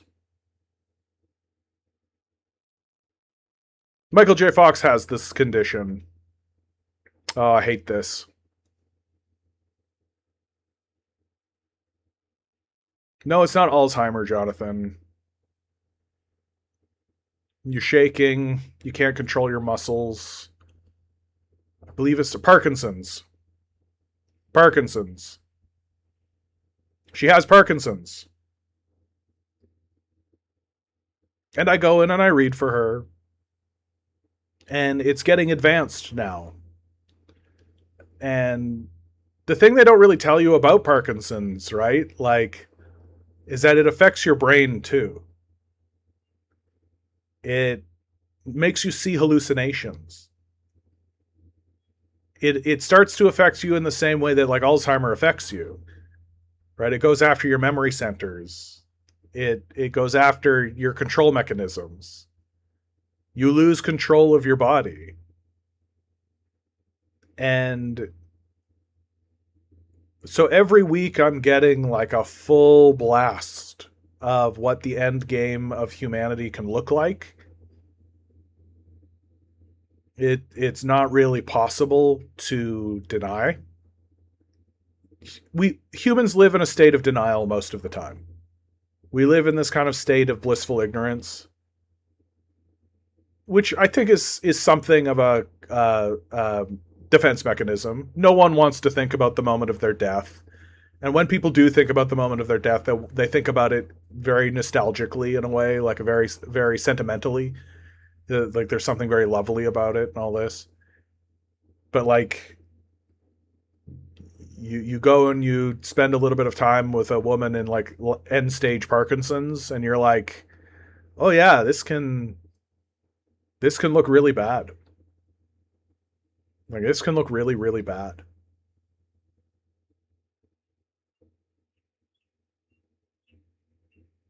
And that's really what puts me in this kind of state of constantly asking, what are we doing here?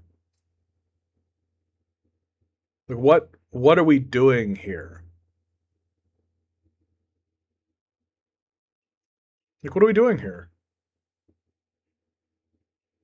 And I don't see a lot of people actually asking that question in a serious way of like what's what's the purpose of this existence? Is there a purpose? If there isn't a purpose, then why aren't we making it nice? Why is making things nice and easy considered a bad thing? When did that happen? Why is that something I should take seriously? Like it's like the people who criticize the basic income. Like I don't believe this, but they'll say like, well, if you do that, people will just sit around on the couch. And there's like a little part of me that's like, that's what you're worried about? Like, I'm worried about the guy on the street and you're worried about the guy on the couch? Like, your concern is that people might have a nice time? Your concern is that people might have things easier? And that's your big concern? And then they'll go off on this big tangent about, well, people need meaning and all this. And I'm like, shut up. You know what people need? Food. You know what people need? Water. You know what people need? Shelter. Your whole existential quandary about meaning is pointless if people are dying in the streets. You dumb fuck. Like, and who cares what you think about meaning anyway? Right? It's all just personal responsibility, right? Who gives a fuck what you think? Like, I'm definitely not taking advice from a guy who thinks systems don't exist. Like, 1 + 1 = potato, bud. Yep, let's talk about meaning. Jesus Christ is coming back tomorrow. You're right. Absolutely. You're a serious person. I should definitely listen to what you have to say. CR, good to see you, my man. The West is done. Carney wants to be captain of a Titanic. Yeah, I mean, at this stage in the game, it's about getting as much gold out of the vault as possible, right? Like it's about extracting wealth from the society as much as possible, so that when the boat sinks, they can be on their alternative craft, floating away, right? Nilo writes, that's interesting, the hallucinations, because one of the primary side effects of antipsychotics gives people Parkinson's. Oof, I didn't know that. CR writes, end stage Parkinson's as a parallel to the so-called democracies in the so-called West. Remember when O'Leary thought Sam Bankman-Fried was the next big thing? Yeah. I mean, look, if O'Leary is promoting something, you know that it's a scam, right? Like, when cryptocurrencies first started showing up, I was like kind of interested. I like did some investigation. I was listening and like talking to people about like, okay, what is this? And then O'Leary started to sell it, and I was like, it's a scam. It is. It's just a scam. Like if O'Leary is involved, you know it's a scam. Because that's who he is. He's a con artist.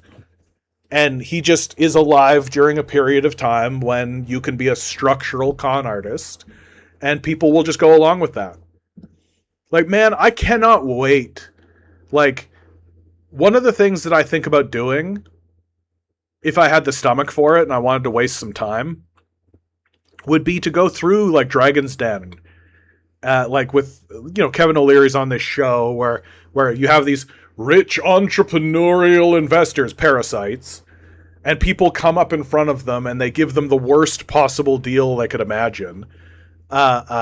And they take it and they don't, and everything is like, and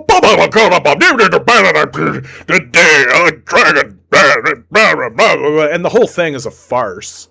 Like it's just a wank, right? It's literally just the only reason it actually exists in a serious way is for capitalists to propagandize the concept of capitalism. We're the job creators. We're the investors. Never mind the fact that we are literally parasites that do nothing. That the only reason you have to come talk to us in any way is because we have all the money that we've sucked out of the society. And it'd be so good to do like a documentary of it. To be like, yeah, this is your worthless parasticize culture talking back to itself. Here's the con artist Kevin O'Leary running a con. And there are all these great moments in Dragon's Den where Kevin O'Leary really like reveals it. He just reveals that he is a con artist and that he thinks that the whole point is for people to con people. I remember one time there was a charity group that came onto the show and they were like carolers. And the whole idea, and it was all of the rest of the dragons on the Dragon's Den understood. They were like, yeah, the whole point of this is for these nice old women to come on the show, sing us a song, and for us to give them some money, right? To show that we have a heart and we're nice people. And the entire fucking time these women were here, Kevin O'Leary was trying to convince them to run like an insurance fraud scam, basically. He was trying to convince them this is how you should fraudulently steal as much money as you can from people. He was trying to convince them the whole time that they had a great grift here and here's how you con people. To the point where one of the other dragons like literally turned to Kevin and just go, come on, Kevin, like just give him some money and shut up. Like he just doesn't understand the concept of charity and he doesn't understand the concept of what those women were even doing here. I think he genuinely believed that the reason they came was to get advice on how to scam people. And you could see that the women he was talking to were actually deeply uncomfortable with the things he was saying. And like, it's shocking that someone like Kevin O'Leary has been normalized in the society. It's shocking that this is a person who we actually are like, yeah, this is a credible voice that we should definitely listen to. Like, the fact that Kevin O'Leary has been normalized as someone to take seriously is a big, big, big, big red flag. Big red flag. You live in a con man society.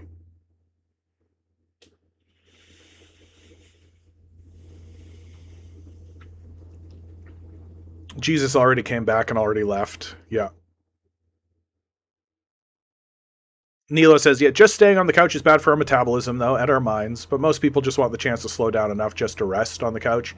Yeah, this is my actual statement. With people will just be lazy. People just sit on the couch. It's like you've never met a human in your life. I challenge every single person in the world to try to do what you're describing. Try it. Actually, try it. And what you're going to find is that, boy, is that hard. Holy cow, that's hard. It's really difficult to do. And if you're seeing a person who's actually doing it, they're struggling with something significant. There's something significant happening to them that you are not acknowledging or not paying attention to, right? If your entire life is to literally just sit on a couch, yeah, it sounds like you're dealing with some like PTSD mental disorder. Like, and then you talk to these people and they're like, yeah, I was homeless for 5 years. It's like, yeah, okay, on the couch you go, my man. Let's have a chat. Holy cow.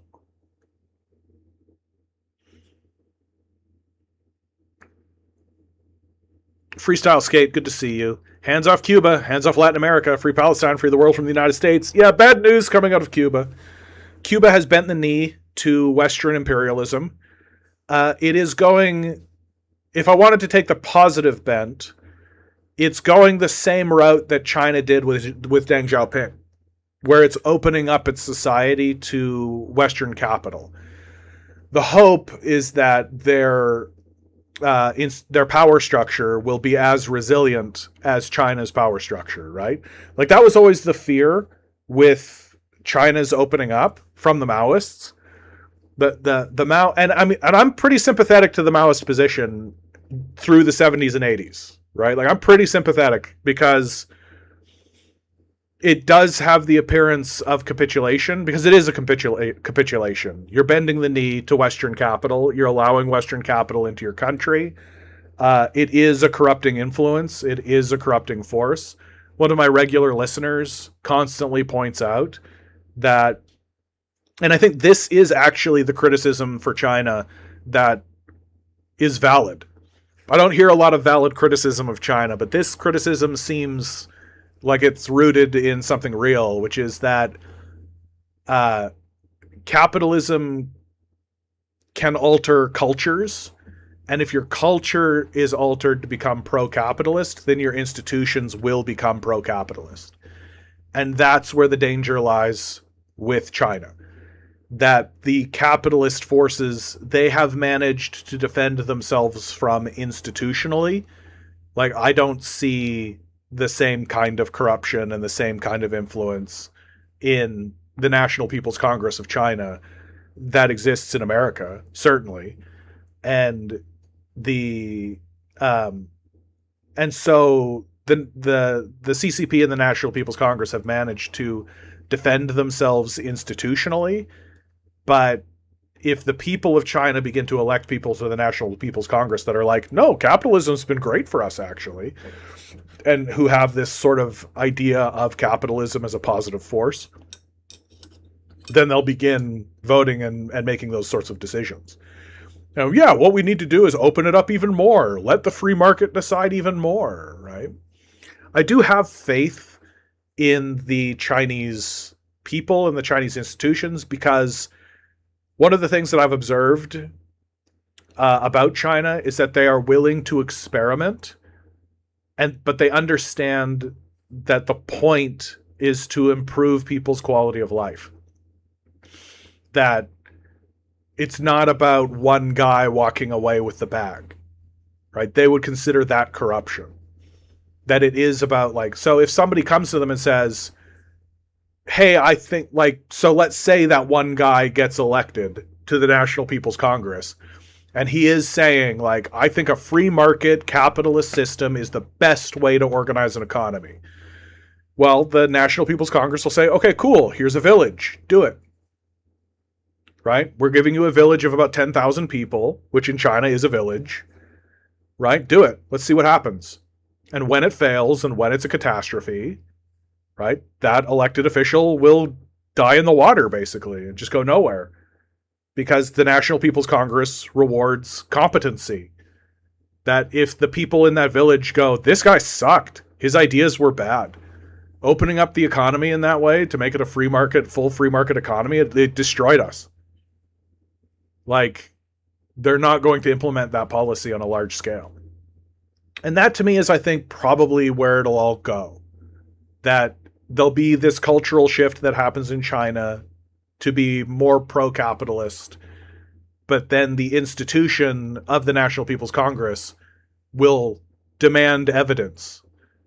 And that to me is sort of the backbone of the whole thing, is that at the end of the day, the National People's Congress and the CCP are materialists and pragmatists. That what's happened in the West is that capitalism persists not as an economic system, but as a religious ideology at this point. That the material reality of capitalism, the economic system of capitalism, if you actually analyze it and discuss it in serious terms, then you're a Marxist, right? Or at least you're paying attention to what Marx has to say. Maybe you're a social democrat, right? But if you're actually observing the material reality and the economic system of capitalism, then you're probably not a capitalist, right? You're probably anti-capitalist because you see the negative impacts of it, and the negatives definitely outweigh the positives in big and serious ways. So if you're a capitalist and you're still saying you're a capitalist, then you are holding on to a religious ideology, because it's the only way that you can maintain the idea that capitalism is somehow a positive force. And all of the arguments that the capitalists use are religious, right? Or ethical. Right? They're not using economic arguments. They're not even trying to use arguments at all anymore, actually, in fact. And when they do stand up and they do try to make pro-capitalist arguments, it's literally like Jordan Peterson-esque meandering nonsense, who just frames the entire thing as if capitalism is this innate force that must be abided by, like it's Jesus Christ or something. And I just don't see the Chinese falling for that, right? Because the Chinese are just constantly like, what works? What works? How do we plan this? How do we make this? What's the best way to organize this? And what's interesting is that we've actually seen this very thing happen in China once already. Back in 2009, the Chinese Communist Party and the National People's Congress ran an experiment throughout some of the major cities of China where they allowed the healthcare system to operate on private lines, right? So they essentially privatized some of the hospitals, basically. Leftists rightly criticized it, but the Chinese were like, we want to see. And so what did they find? They found that it was a disaster, right? That prices went up, healthcare went down, it caused chaos and disaster, so they stopped it.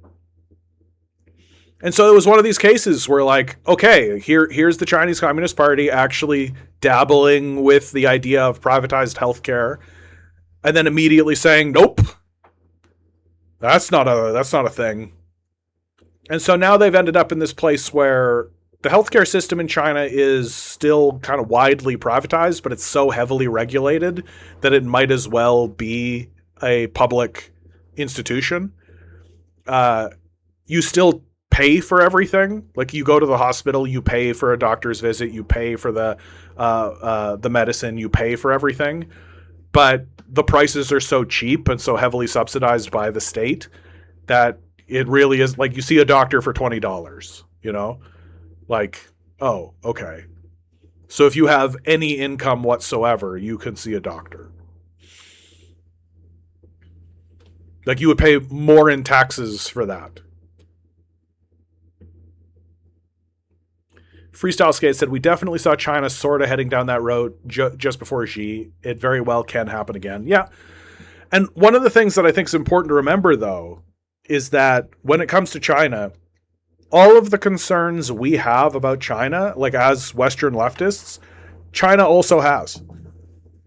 Like that's the thing I always have to remind Westerners. Like you pay attention to the people, and you pay attention to their press, and you pay attention to their leadership, and you pay attention to what these guys are actually saying. It's like, yeah, your concerns are their concerns. They're also concerned about that. Like, they're not blindly and blithely walking down the garden path being like, this is so wonderful and everything's like, they're very astute, and they're very aware of where the potential pitfalls lie. Like, the biggest thing I think that people don't really get about China is like, the century of humiliation was not that long ago in China. It's so very easy for us to look at China and see how incredibly modernized it is, how incredibly advanced it is, and to see its many successes, and for us to immediately forget that that's all extremely new. Like, that's all happened at an incredibly rapid pace. That the century of humiliation, that the Vietnam War, like, that's within living memory. Like, you think about the scar that the West bears because of World War II. We just can't shut up about World War II. There's literally a movie coming out now starring Brendan Fraser and the guy who played Moriarty in Sherlock, and it's about the weatherman predicting the weather for the launching of D-Day on German shores. So we're so obsessed with World War II in the West, and we had a movie not that long ago about the Hague trials, starring Russell Crowe as the main Nazi, right? And by the way, he did a great job of it, I have to say. Like, before that film, I was always like, yeah, Russell Crowe, he shows up, he's handsome, he squints his eyes, and he kind of goes. And then I watched that film, and I was like, oh, this guy's actually like I believe that he's that guy. Like, I believe that. Anyway, so like, we have this obsession with World War II. World War II happened in 1946, right? In the 40s, right? The Vietnam War happened in the 70s, in the 60s and the 70s. Well, the 50s, the 60s, and the 70s, and lasted 4 times longer than World War II. Like, people bear that. That's a scar. You don't just walk away from that. You don't just go, well, that happened, la, la, la, la, la, la. That's like an existential, subconscious scar that your society bears, and that the Chinese people definitely do. And while the Chinese have many successes, I think the thing that they are so aware of, and I see it all over the place with them, is they are really aware of the looming threat. They're really, really, really, really aware of it. They are really, really aware that the thing that will kill China is China. That hubris will be China's enemy. Hubris will be the thing that kills China. And because they have this kind of awareness of the hubris, it really makes them very suspicious of themselves. And they really are like, where's the evidence? What does the evidence say? How do we move forward based on evidentiary principles? And it's that I think will be China's big success. That once they step down from seeking evidence and seeking like the material reality of things, that's when it'll begin to decline. Once it begins to adhere to things dogmatically, once it begins to uphold certain values as sacred and unimpeachable and unanalyzable, that to me is the biggest red flag. That if there is something in your worldview that cannot be analyzed, if there's something that you're not allowed to criticize within your worldview, It's like that's how I feel about the Trotskyists. It's exactly how I feel about the Trotskyists. That we're supposed to uphold this historical material dialectic, but we can't use it on Trotsky. You can't actually criticize Trotsky. And the moment that I saw that that was the case, I'm out. Not interested in your kooky little weird religious cult.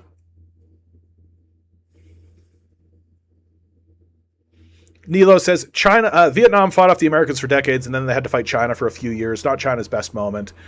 I mean, you got to remember that China, especially under Mao, like China's objective was expansionist. Like, let's be for real about what Mao's goal was. Like, and incidentally, what Stalin's goal was. Like, these guys were going to spread out as far as they possibly could. And they viewed themselves as a liberation movement. That's really important to understand. That they viewed themselves as a liberation movement. That they were going into countries, like, to me, the biggest one that I think is just objectively the truth, where the West really embarrasses itself still, is Tibet. You want to talk about a liberation movement? You're looking at Tibet. Tibet was a theocratic fascist state. The average life expectancy for the serfs that lived there was 35. People lived in absolute abject poverty and squalor, systemically and structurally enforced by these fascist monks, basically. The Dalai Lama being their leader. And then we have the audacity, as we do all the time, constantly, is we adopt the Nazis, right? The Nazis come over and we go, oh, the poor Nazis. And then we start talking about a liberation movement to free the people from the people who chased the Nazis out. It's what we do constantly. We do it with Cuba. We do it with Ukraine. We do it with Taiwan. We do it with Tibet. And so I think that initially after the Vietnam War, right, the Chinese are still moving on this kind of expansionist idea. And they see like, okay, we're a liberation movement. We're going in there to liberate this place. And then finally, I think they just get convinced that Vietnam doesn't really need liberation and that they need to turn internally. Like they've got to focus on themselves now. That's why China hasn't really advanced any expansionist sort of idea since Mao, right? They're just like, we've got to focus on ourselves now. This is a period of consolidation. My big question about China, yeah, Nilo, I think that's correct. Like Nilo writes, which maybe helps explain why they didn't support the Maoists in Nepal and India, etc., because Mao's expansionism came with a bit of a boomerang effect. Yeah, like the period post Mao, Deng and the communists really understood that it is every man for themselves now. That Stalin and Mao together were a very powerful force because they created a unified front against capitalism. Right? World War II was absolutely devastating for all parties, but it was completely necessary for the capitalists. Like we talk about genocide and genocidal pursuits. World War II is right in line with that, right?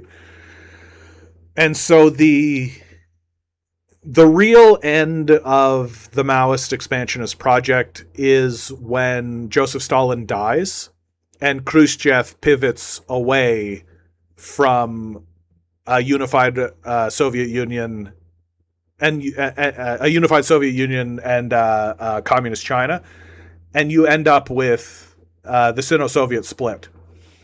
Right, the Sino-Soviet split is the beginning of the end. That's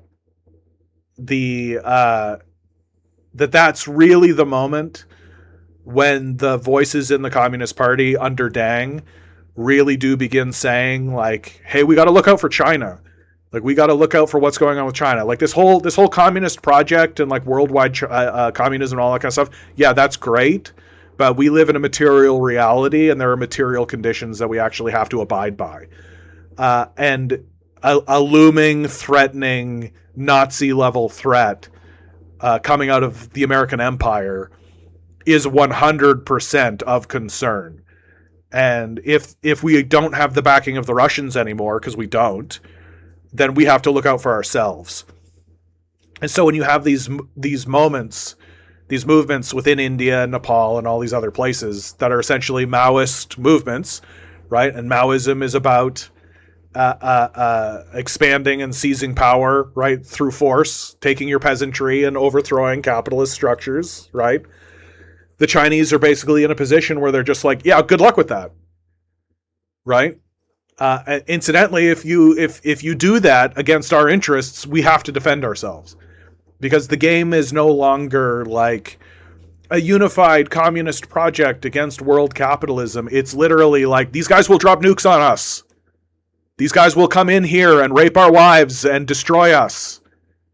That is their goal. That is their objective. How do we avoid that? And I just think that oftentimes Westerners don't really take that very seriously, because Westerners don't really understand, have a good view of what they actually are, right? Like white Westerners are like terrifying, demonic, genocidal, pedophilic monsters. Like, there's just structurally, that's just true. It's just how we are.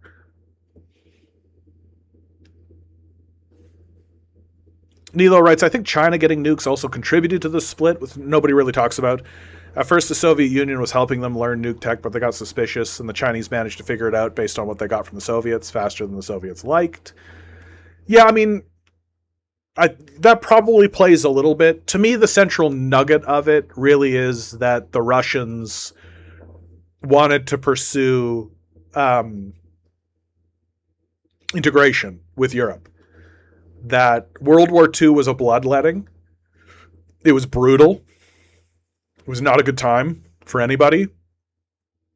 And I think Russia's strategy post-Joseph Stalin very quickly became, how do we make friends? How do we seek integration? They saw that there were these international systems getting erected post-World War II, and the goal of the Soviet Union and then the Russian Federation becomes, how do we integrate with those international systems? Because the integration within those international systems is peace. If we can integrate ourselves into these international systems so much that going to war with us is more costly than simply trading with us, then we will never see another war like World War II ever again.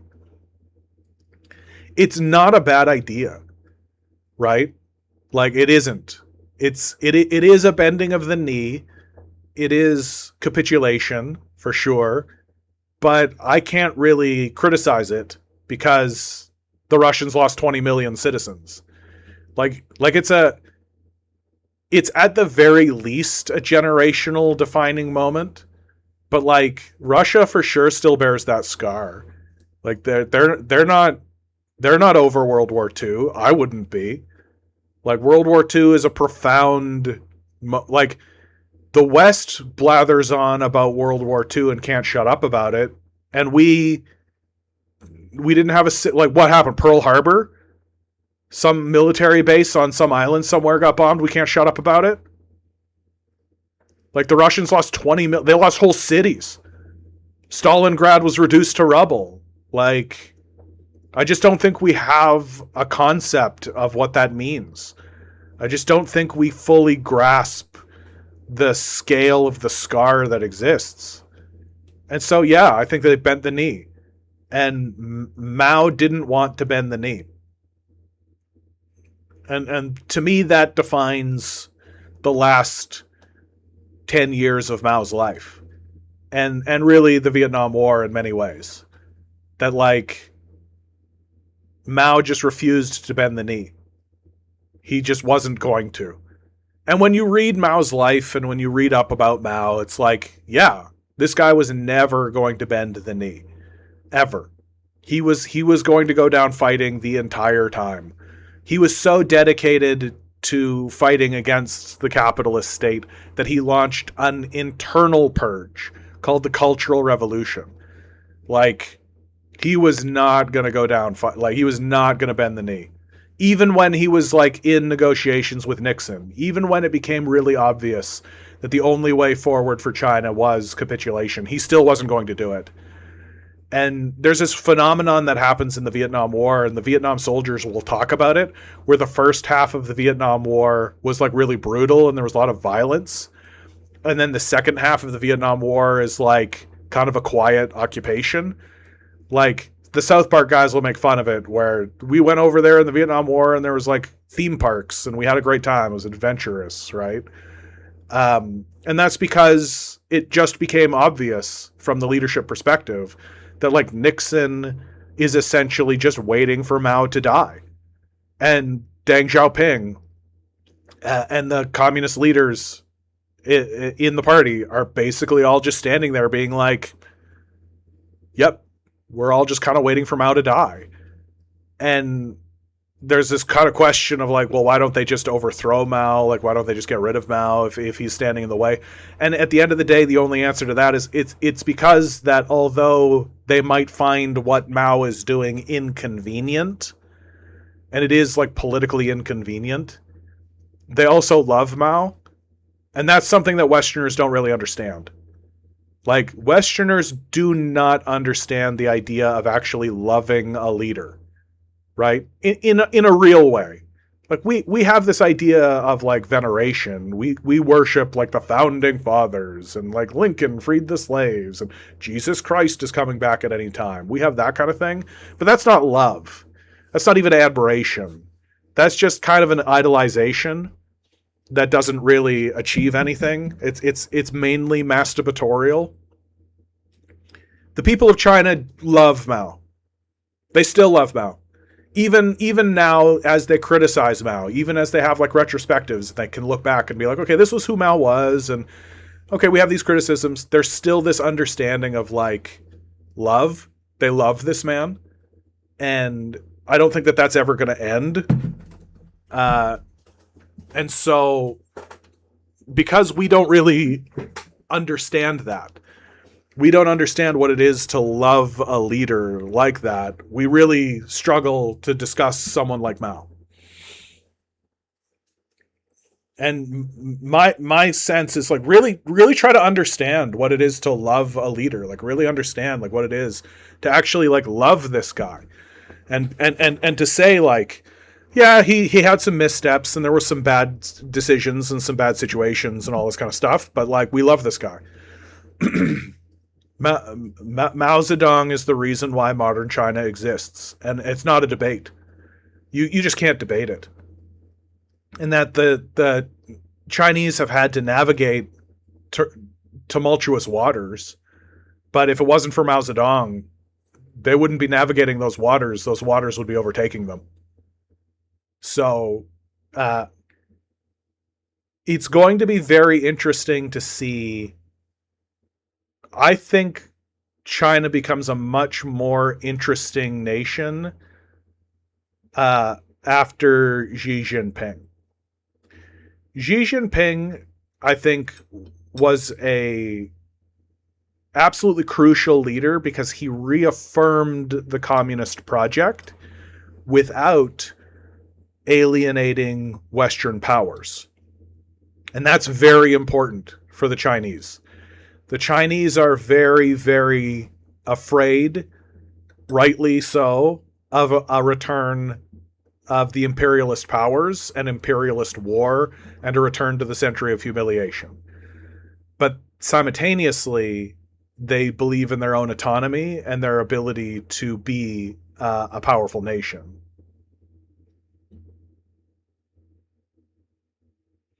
Nilo says, right, but many people were oppressed by Mao. Yeah. Capitalists.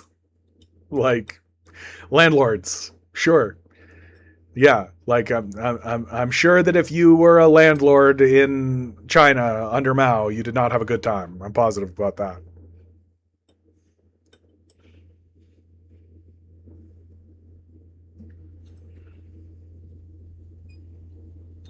Yeah, you're not wrong. Like, racism plays for sure. Like it seems like it didn't bother Joseph Stalin too much, but it does seem as though like Khrushchev and this group there is that element of like, are we still going to go with these yellow guys, or are we going to go with people who look more like us? Because Mao was always mortal, yeah. So he had too much pride to invest in a successor. I actually think that that's incorrect. I think that Mao Zedong knew full well that Deng Xiaoping was the successor. I think that he understood that. Uh, the relationship between Deng and Mao was always one of a rivalry. There are pictures of Mao and Deng having like martial arts fights where they're both smiling. So they're fighting, but it's a camaraderie, right? That they are there to struggle with one another in this project. And when the Cultural Revolution happens, Deng Xiaoping is like the only communist that gets named to be purged from the party, right? It's Deng and another group of communists that are purged from the party. And it's because Mao Zedong knows full well. He knows full well that when he dies, the next leader is Deng Xiaoping. So it isn't as clean as like Mao is choosing this person as his successor to move forward in a more kind of traditional way. I just think that Mao sort of understands that the party has chosen Deng Xiaoping to be the next leader, which, given the relationship and the life that existed between Mao and Deng, makes sense. Their relationship and their life together is like really fascinating. It's a really, really fascinating story. And to me, I think like you take a look at Stalin's successor, Khrushchev, right? The very first thing Khrushchev does is betray Stalin. He has this speech where he spreads a bunch of lies and is essentially repudiating Stalin and Stalinism in order to ingratiate himself with the West. Deng never does that. Deng, in fact, in his first speech to the Chinese people, says that one of the 4 pillars moving forward is to uphold Mao Zedong thought. So not only does he refuse to repudiate Mao, he fully embraces and integrates Mao into his philosophy moving forward.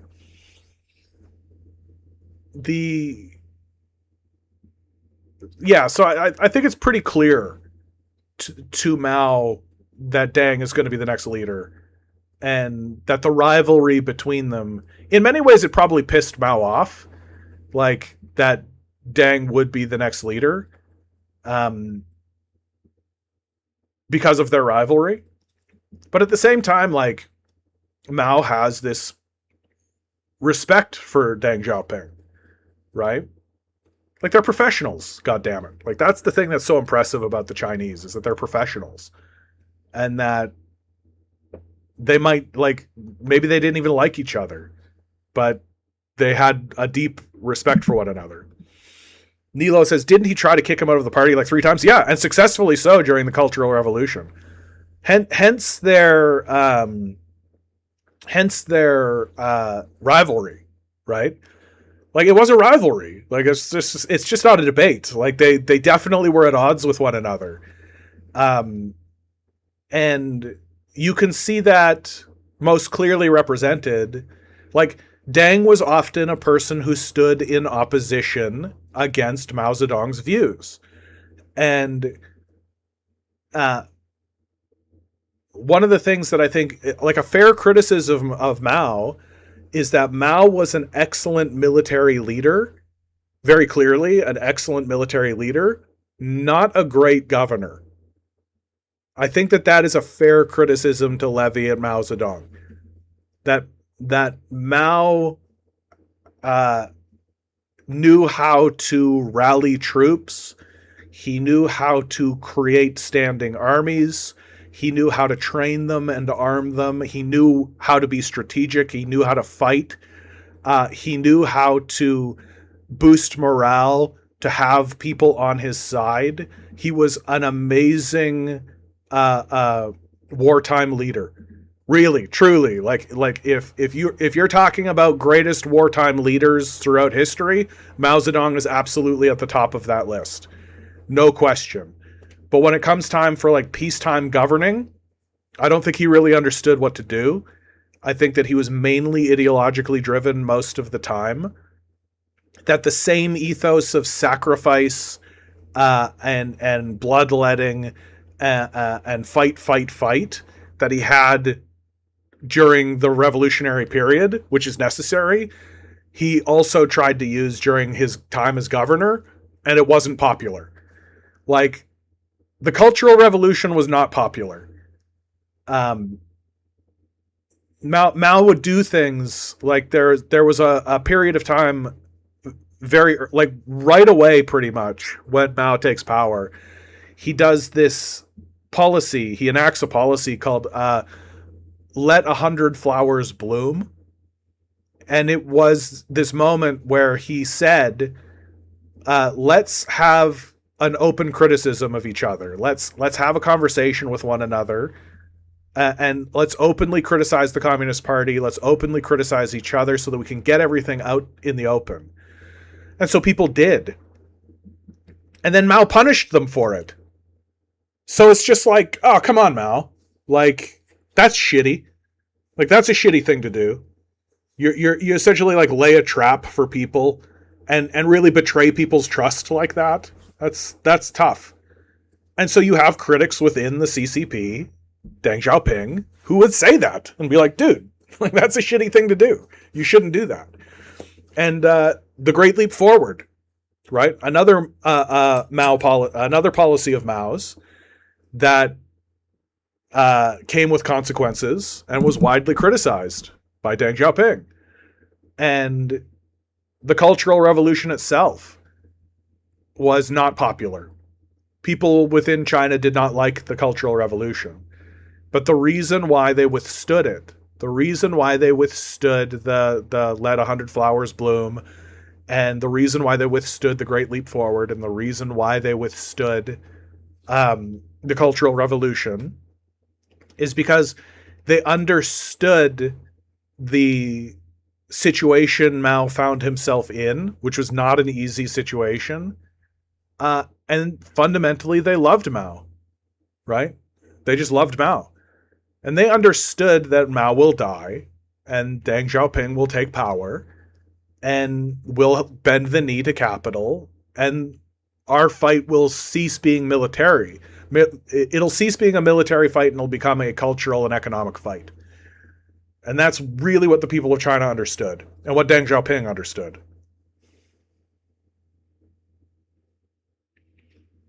Nilo says Mao also had a war on nature policy where they killed like 1 billion sparrows or something. Honestly, dude, I don't really see much about that. Like, when I take a look around, I think that particular point is really overblown. Like, I don't believe that. I just don't. It's not something that comes to the forefront. Like, maybe there was something about sparrows or something like this, but it has a real like Holodomor vibe about it, where it's like, oh, they did an intentional genocide, which is why they were sending so much grain to Ukraine.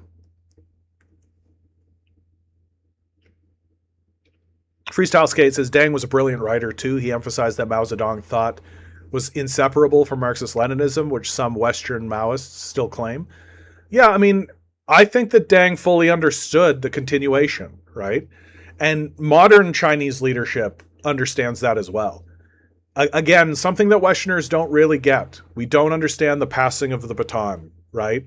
That Chinese leaders are really like Mao to Deng, Deng, down the line, until we get to Xi Jinping. And Xi Jinping is standing there holding the baton, ready to hand it to the next guy.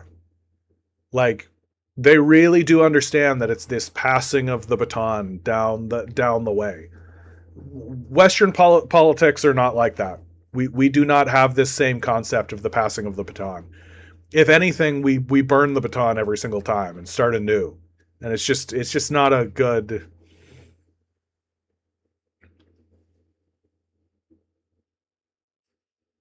Nilo writes, China has a skeleton in the closet when it comes to eugenics.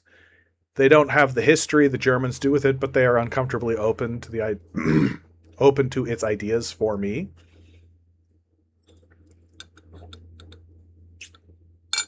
I mean, the one child policy, right? Like straight up, like the one child policy is eugenics, right? It's straight up trying to manipulate your political demographics directly.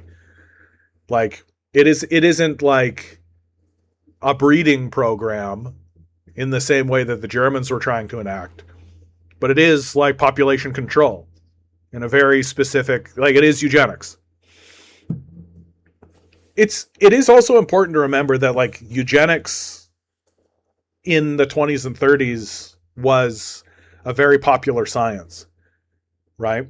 Like um, one of the great Canadian leaders, Tommy Douglas, widely considered as one of the greatest Canadians. He wrote a paper on eugenics in praise of it. It was, I don't think it was his thesis, but he wrote this paper, which later in his life he repudiated. And he was like, I feel ashamed that I wrote that paper.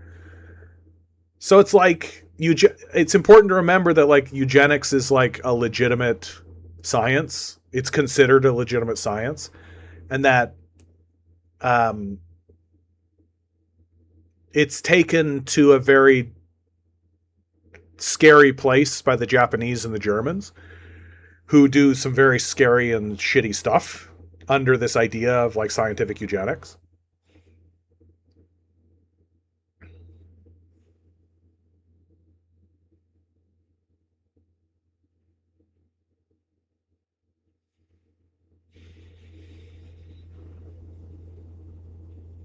And like straight up, like the one child policy is a form of eugenics. It's probably like the lightest possible touch, but still like, and there's actually like profound criticism about the one child policy in China. They've just recently opened it up, so now it can be two children. But like something like the one child policy really does illustrate like how afraid of failure the Chinese were during this period of time. Like, are we going to have enough resources to feed everybody? Like, we have 1 billion people right now. What happens if that explodes exponentially? Like, it shows that they're thinking about these things in serious ways. And while I think the one child policy, as we go down the line, people are going to look at it more and more and be like, yeah, no, this didn't really achieve what they wanted it to. It wasn't a good idea. I still think we could look at it with a sympathetic lens and be like, yeah, but like consider the situation that they're in. Like it's quite an extraordinary circumstance.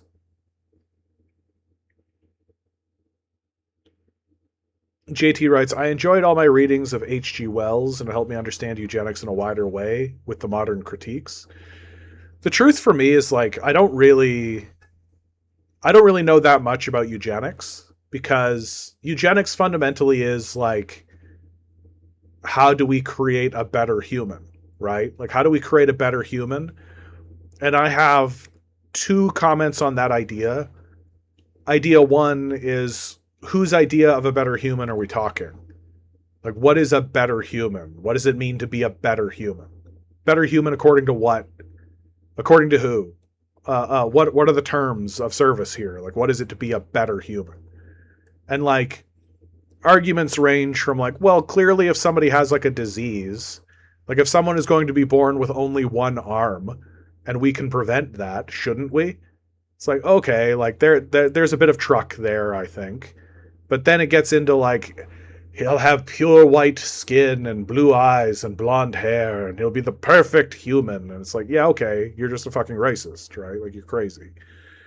So according to who is my big thing, first of all, A. But then B,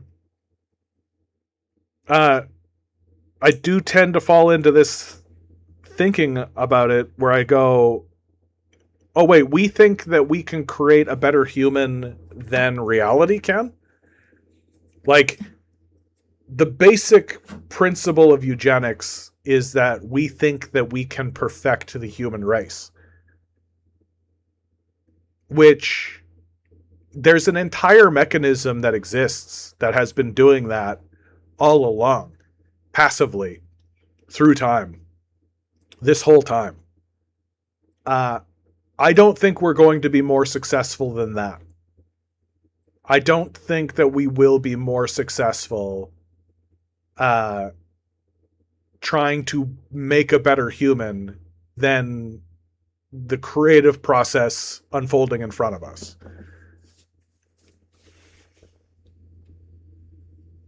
Yeah, I think communists need to understand and be wary of eugenics. Yeah, I agree with this because our goal is to create a better society for all. Yeah. And like, to me, a part of that creation is respecting what reality is doing, right? Is respecting the environment, is respecting the creative process. Like, we live in a moment where we view ourselves as separate from nature. We view ourselves as separated from the natural world, right? And we're not. We're not separated from the natural world. We're part of the natural world. And it's this insistence that we be separated from the natural world that kind of gives us weird little complexes and weird ideas. We get very strange ideas inside of our heads because we actually think that we are separated from the world. And I think this eugenics conversation is probably one of them, right? Like, if we actually think that we can improve upon the human form, right? I just think that we're going to be met with shocking resistance. Like, reality will let us do it because it's just how it is. It'll be like, oh, okay, let's see what you can do. And then when it completely fails and it's like a colossal clusterfuck, reality will be like, huh, that was fun. And then that dead branch will just fall off the tree and the tree of life will continue to bloom. Yeah, and fundamentally to me, something like eugenics, like, the type of person, don't you feel like it's the type of person who wants to do eugenics is exactly the type of person who should not be doing eugenics? That anytime anybody sells me on the idea of like a positive eugenics program, it's always with this idea that it'll be beneficial and there'll be a long-term benefits and all this. And the more and more I look at it and think about it, the more I'm like, yeah, but the people who would be responsible for enacting that would be exactly the type of people who wouldn't be interested in that. That it seems to me like the people who are actually interested in actually doing actual eugenics would be Nazis, right? Like, it just seems like JT writes, modern pugs show we are indeed capable, but yeah, like we've been breeding for a long time. Like, we've been doing a form of eugenics constantly. Like, if you want to get down to it, there's eugenics in the Bible, right? Like, there's breeding animals is a form of eugenics. We've been doing it the whole time. And the story of the pug is actually a really good one for that, right? That we basically take pugs out of their natural environment and just start breeding them however, and it fucks them up, right? It completely fucks them up. So we do a kind of like anti-eugenics to them, where it just creates this like real abomination, like a real like should not exist, something nature would not actually create. And there's been such a bounce back from that, where You know things are bad when Doug Ford is having to ban uh, dog breeding outside of actual like accredited dog breeders. Like you know things are serious when somebody like Doug Ford is doing that.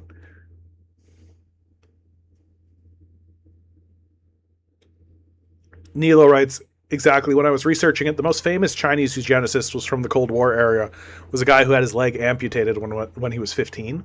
Oh, interesting.